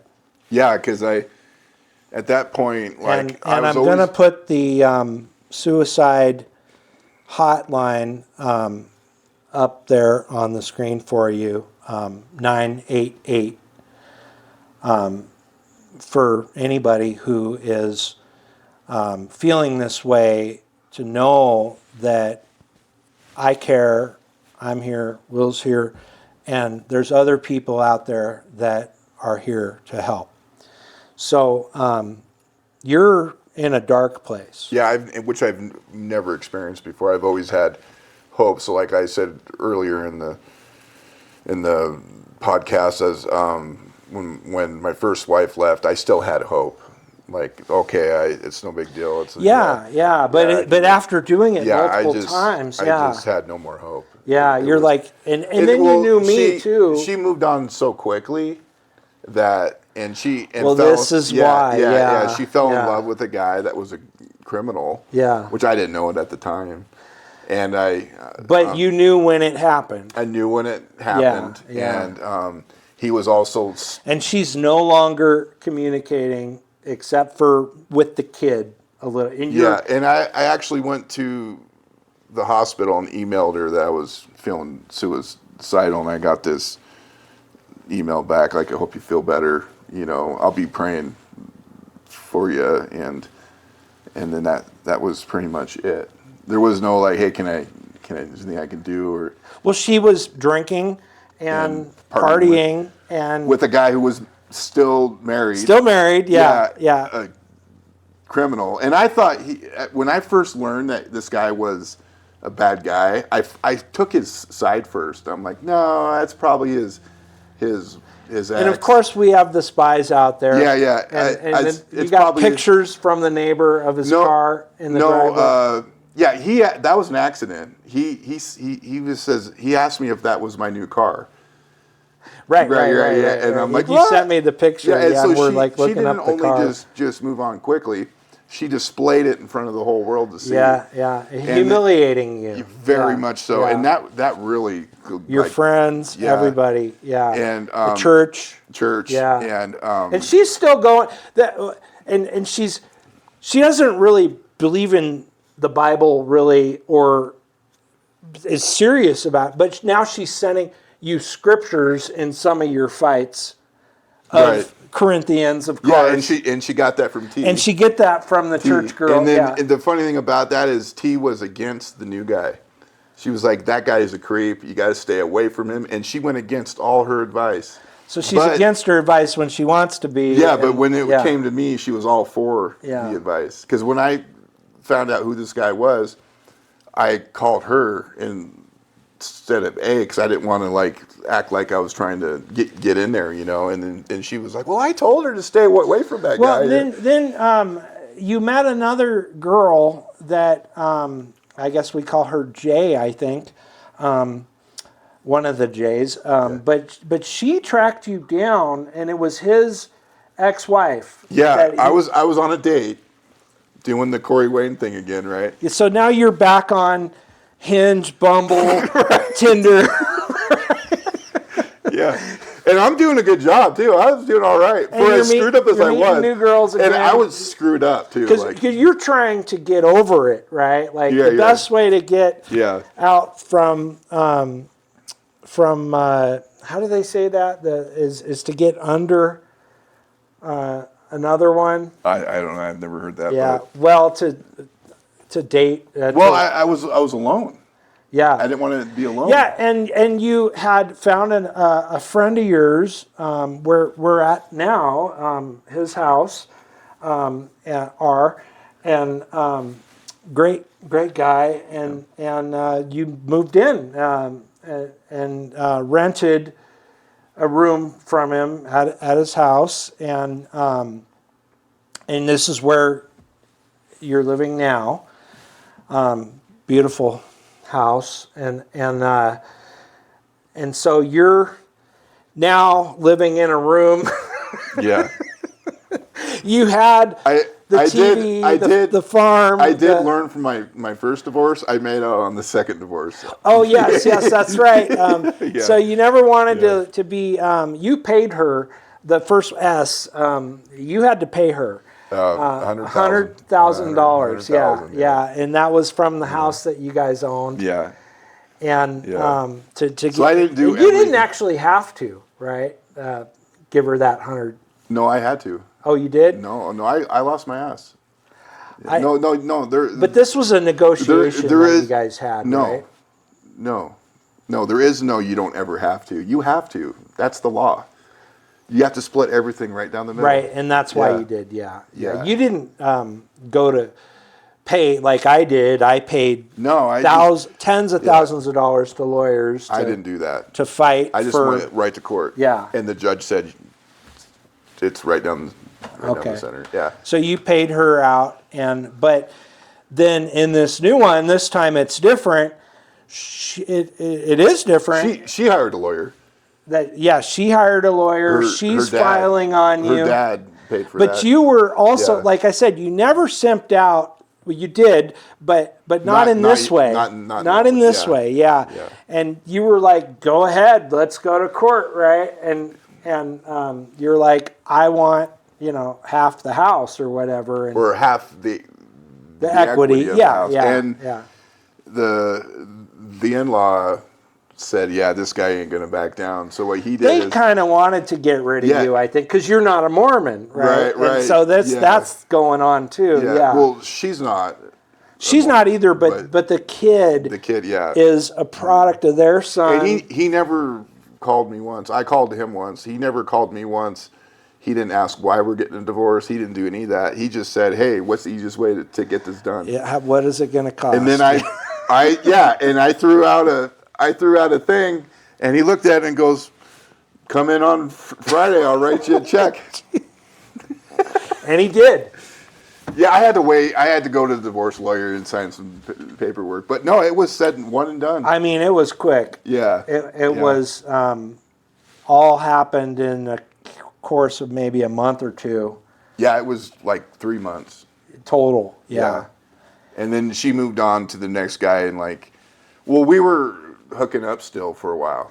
At first, because you were total Chad mode. You were, and she was all down. Yeah. Yeah, and she was down, and it was and so crazy.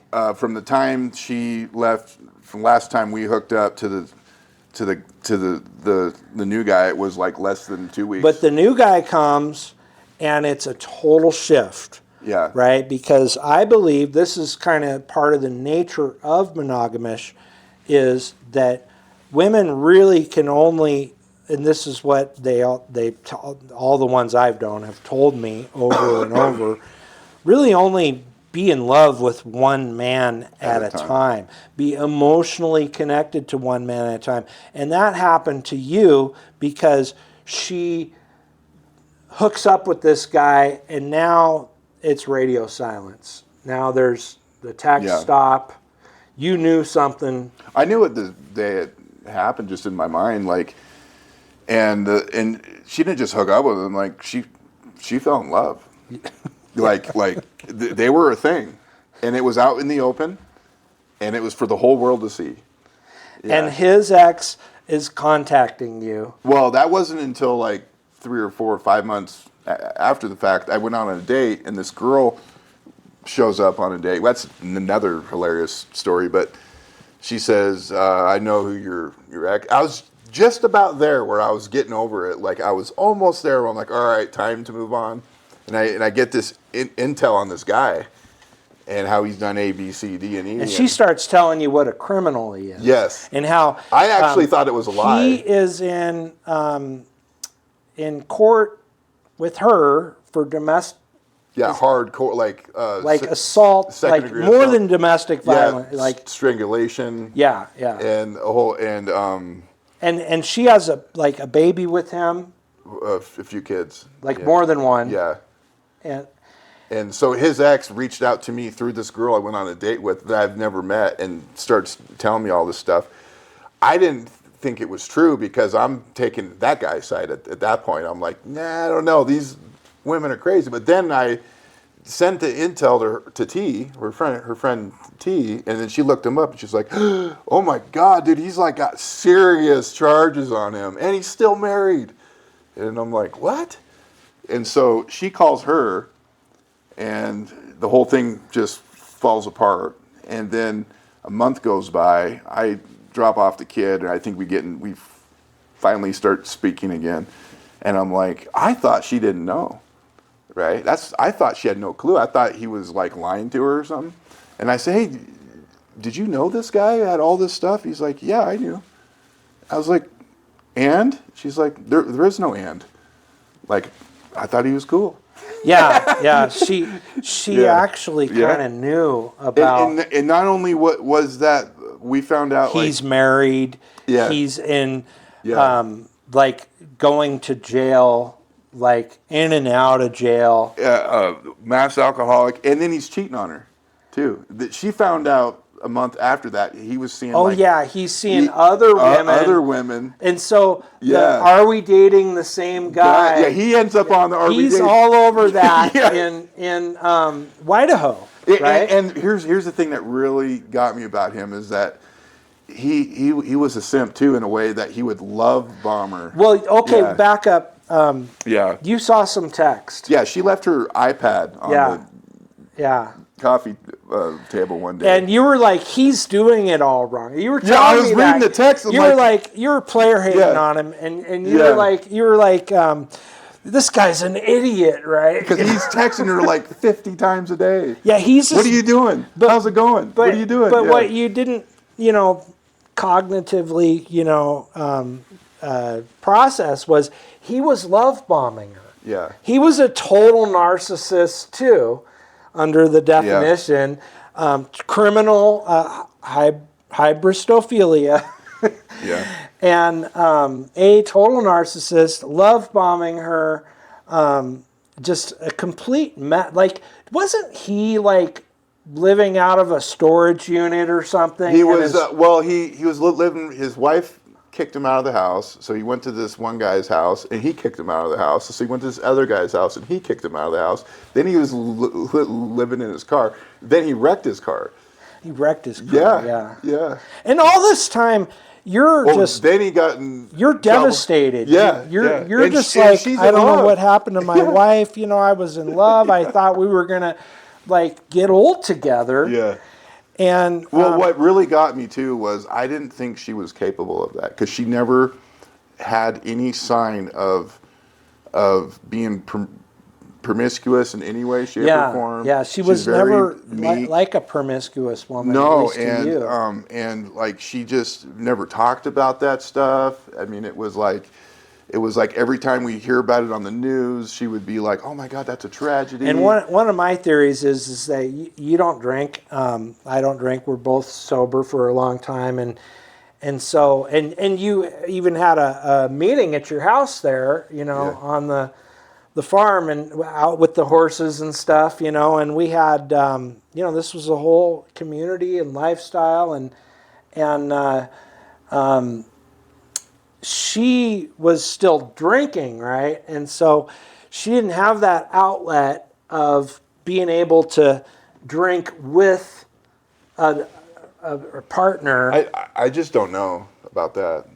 That's just my theory that yeah. she met this guy and it's party on. Yeah, because I've been there. She tried to claim that it was just for fun, but then when I opened up the fridge door, all his food was in there. And right? and you got pictures all around the house that she put up of you and her and the kid and the dog. And she never took those down. And she never took those down until I asked her to, because I said, "Don't you think it's disrespectful to be sleeping with a guy in our old house with my pictures all over the wall?"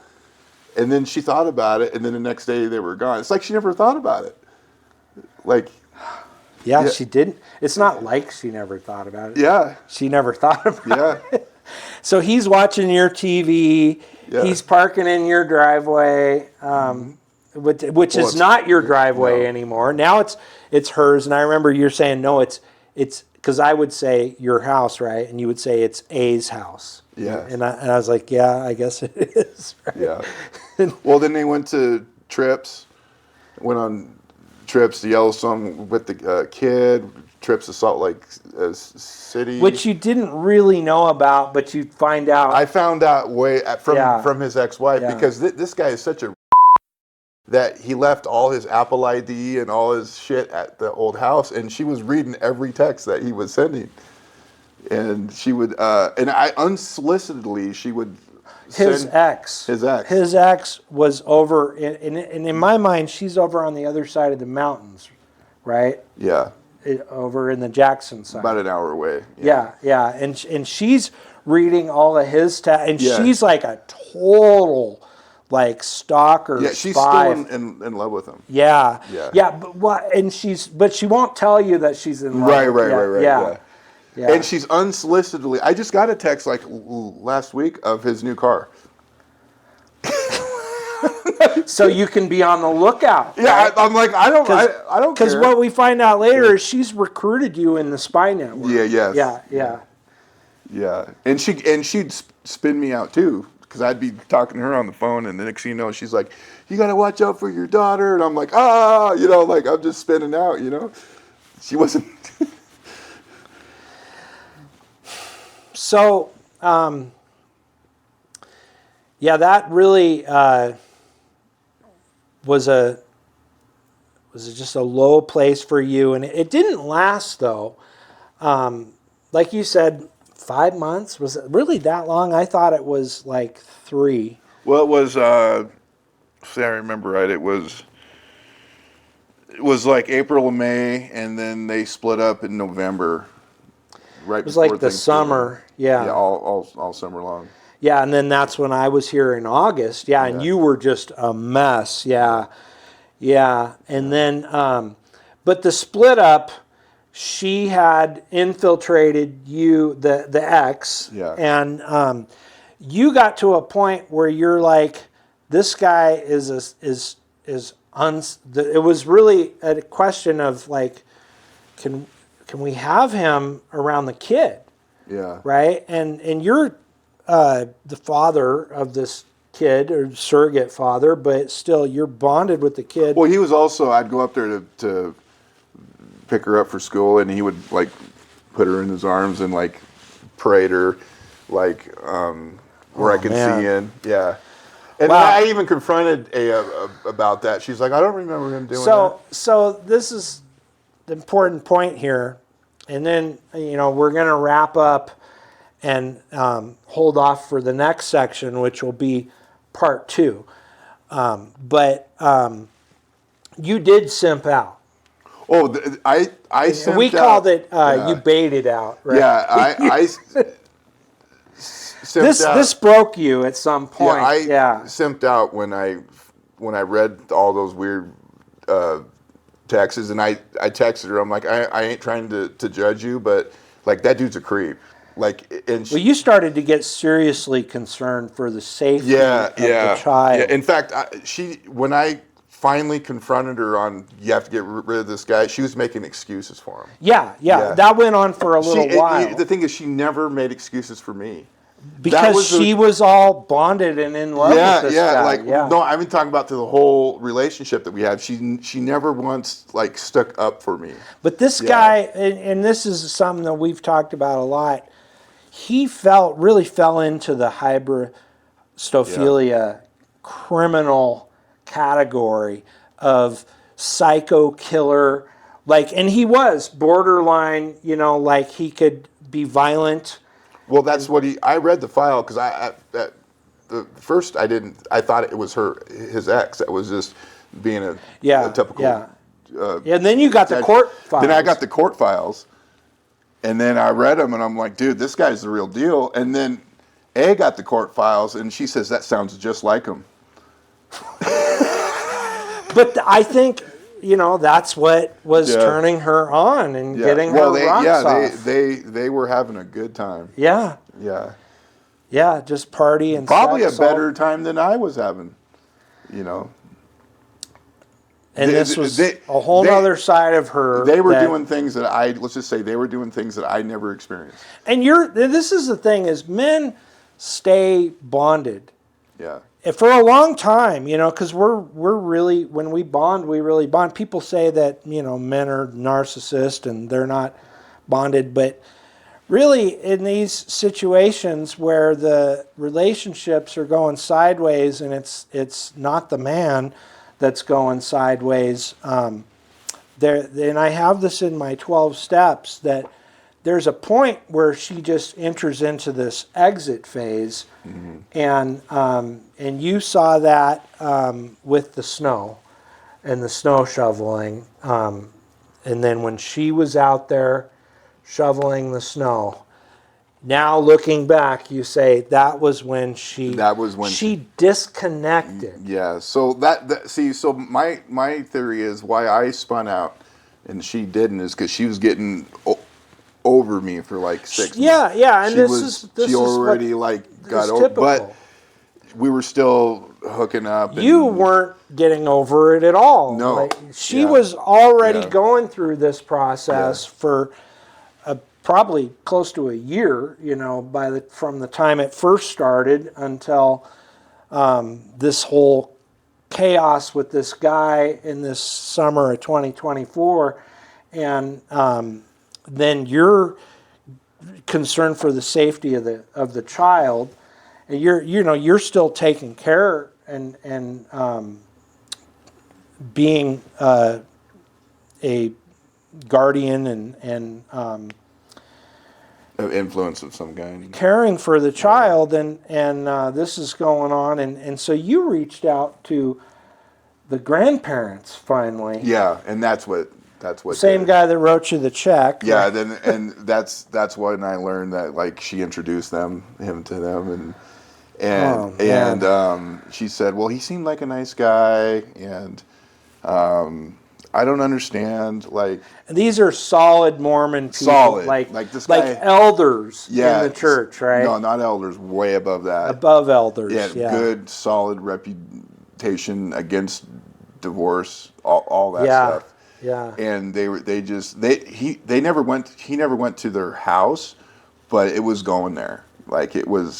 It was going to the point to where she was like, yeah, he's. You're picking up the kid at grandma's, and you talk to grandma, and you tell her, look, this is what I know. I had the file in my hand. Oh, you did? That's right. Yeah. I asked her if she wanted to read it, and she said no. She's like, no. I'm like, don't you care about your grandkids? She's like, oh, I do, but, I'm just like, Am I living in Twilight Zone right now? Yeah, and I've met this woman. And he's actually, the guy has been to jail for beating his kids. That was Yeah. part of his past. Yeah, child abuse. CPS was involved, and they're not his kids. And it's not even, it's They're like his in process, yeah, right? it was his stepkids. So in the same thing as he was going to be the stepdad. Dude, this guy was so obsessed with her, like he learned how to speak her second language and went to night school just to learn how to speak her European language. And she must have loved that. Yeah.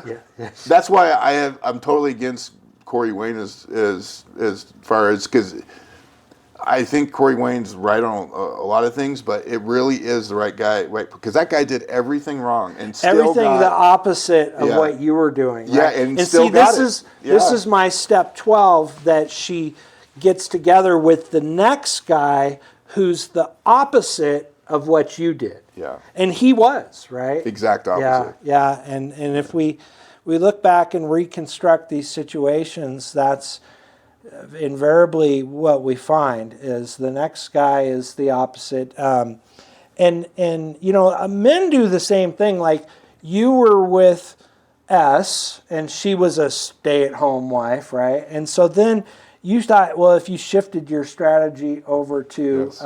you know, the boss girl, that this might, you know, those same problems won't happen. And those same problems didn't necessarily happen, but the cycle is still running its course. Right. That's what the big discovery is with monogamish, is that there is a bigger cycle that we're not seeing through these monogamish relationships that runs its course. And so she got with the exact opposite. And she finally had to break it off. I think she was going to anyways, because he was getting a little too obsessed, and I think she was starting to wake up. But when the cat was out of the bag that she was dating a criminal, it was the social It was a social pressure. that got her. And it wasn't even that the grandparents were against it. It's just it looked bad. Yeah. And around here, Yeah. this is a big difference that we've discovered with the red state versus the blue state, is that when you're in the blue state, you can just be anonymous. I mean, you're constantly dealing with millions of people that you don't know and they don't know you. And you can really do things. But over here, there's a much more community knowledge of your behavior. And so it's really the image on the outside that matters. Yeah, it all goes back to me too, is like, because of that, and what I thought A was, and I knew her really well, and I was madly in love with her, I just didn't think she had it in her to do something like that. But S, I could see that happening with my first wife, because I knew of her past. She had a past. She had a past, but A doing that didn't have stuff, a yeah. past, and she was. It just blew me away that it also her line of work, and she dealt with guys like that and supporting the abuse those girls take. You know, so it really like. Yeah. I was yeah, like, wait a minute. Yeah. Like what you just said is really key, and I'm not going to uncode it any more I than know. that. But yeah. Because you think like if you're a chief of a fire department or Yeah. or you're You would think. or yeah, a mayor yeah. of a town, Yeah. you have a rep to withhold, and you would think that would have some like Bearing on your bearing behavior. on who you pick as a partner. Yeah. And Love knows no bounds. yeah, Right? like I'm still not like, I'm still like in denial of it in a weird way. I'm just like, did that really happen? I mean, like, and then Well, and then you got back together with her again. yeah, and that was like, we waited a while, and I didn't want this thing to repeat itself, and I was doing my thing, but then we started becoming friends again. Well, and I kind of saw it, you know. I know you were like really like. Well, she's hot too, you know. Yeah, well, here's another thing is that some of that old behavior of Corey Wayne kind of came back because you're really like in this searching period and started listening to another guy named Casey Zander, who's a more recent guy on that whole thing. He's like Corey Wayne on steroids. Yeah, totally. Yeah. And again, and he's a Christian. And he's a Christian. Yeah. And I love his videos, but I don't agree, you know, with that because, like I said, I fall on the MGTOW side, not the PUA side of the red pill, and I think MGTOW is winning in the 2026 era. But he was really promoting the psychological kind of stoic kind of masculinity, stoic masculinity, which is a good thing.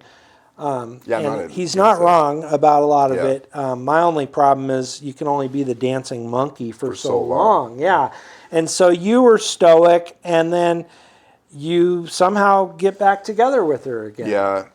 And I knew it was a bad idea, but I was alone. And my thinking was you really were not over it.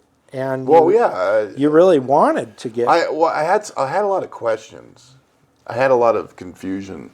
And I wanted to get down to the bottom of that. And she's hot, you know. And then there's that. And you're... And we'll get to that in the next part too. But you're experimenting with dating again, and you're kind of like, you know, what are the options? I think a lot of guys get into this situation, you know, where it's like, what are the options? My options weren't great out here. Yeah. You know, it was like, and not only that, but I also figured out they're all the same. So, like, if I'm going to date this girl... You can't do it again. Yeah. I'm like, well, she's probably going through a divorce. Well, and this is what we get to, is we know too much. Yeah, I know. Well, the thing is, if I were to date a girl at my age, she's probably been through a divorce and has kids. Yep. So why not just stick with the original? Yeah. And if you can, if I can, and she's, you know. But then that's the problem, though. Then you find out that you went back to Ohio, and your city was gone. Yeah.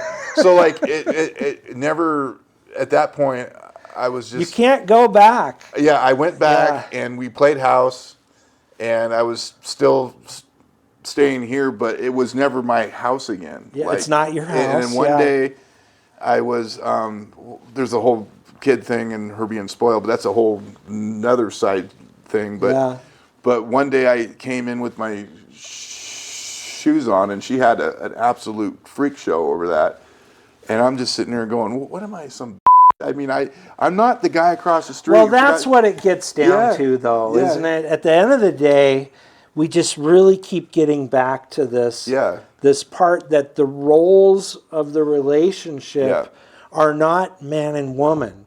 It's this equal partner deal where you're really not equal. And you're I didn't, the bitch. But I didn't break up with her. What I did was I said, look, I want to serve God. I want you to go to church with me, and I want to be the head of the household. And I love you to death, and I'm willing to let all that other stuff go if you want to go with me and be on this thing. And this is where I really like her honesty. She's like, no, like I don't believe that. I believe in 50-50. And I even put scripture, I even put God's order. But see, before you had this kind of delusion going on. Right. That was happening. Yeah, she was really honest and was like, no, I just don't believe that. And now that we're in, you know, this is through 2025, right? And she's not even really going to church anymore, right? No, she quit. Like they don't even they right after when she started seeing Dude. Yeah. And no one from the church called me. So either. she starts seeing Dude, and all of a sudden, there's no She church. is gone. Yeah. And they're asking me what happened to her. Yeah, now they're coming back to you. Yeah, they're like, what happened to her? And you wanted to say that the people from the church, from the first wife, S, and then also from the second wife, A, different church, but the people were not supporting you when you were down and she was leaving. They didn't even call. They didn't call. Yeah. They didn't care because, like I said, and not only that, but they were the T and A. They were actively encouraging her to leave you. Yes. You were a bad guy. Yes. So then she goes and gets with another bad guy. Yeah, and they actually told her not to get with And they that told, guy. and of course she didn't listen to that, but what a mess, you know. So these people at the church, they kind of like trickle down later on, right? And you're the only one left, right? You're still at the church. They don't see her anymore. No. They see you, and they slowly kind of one by one come to you. Yeah, and they apologize. And apologize. And they said, I should have called you. And then I always say the exact same thing. Why didn't you? And because I actually thought I did something. I go, did I ever say anything to you to make you mad? He's like, no, you've always been great. And I'm like, well, why didn't you call? And they don't have they don't even answer that. They're just like, they don't know. They didn't think about it. Yeah. Doing their own thing, and you were thinking about ending it, and and we'll put this in the video, the 988 suicide number for anybody who's feeling that way. And we know several people who did. Yes, I just lost a friend a month and a half ago. This is not, an isolated. No.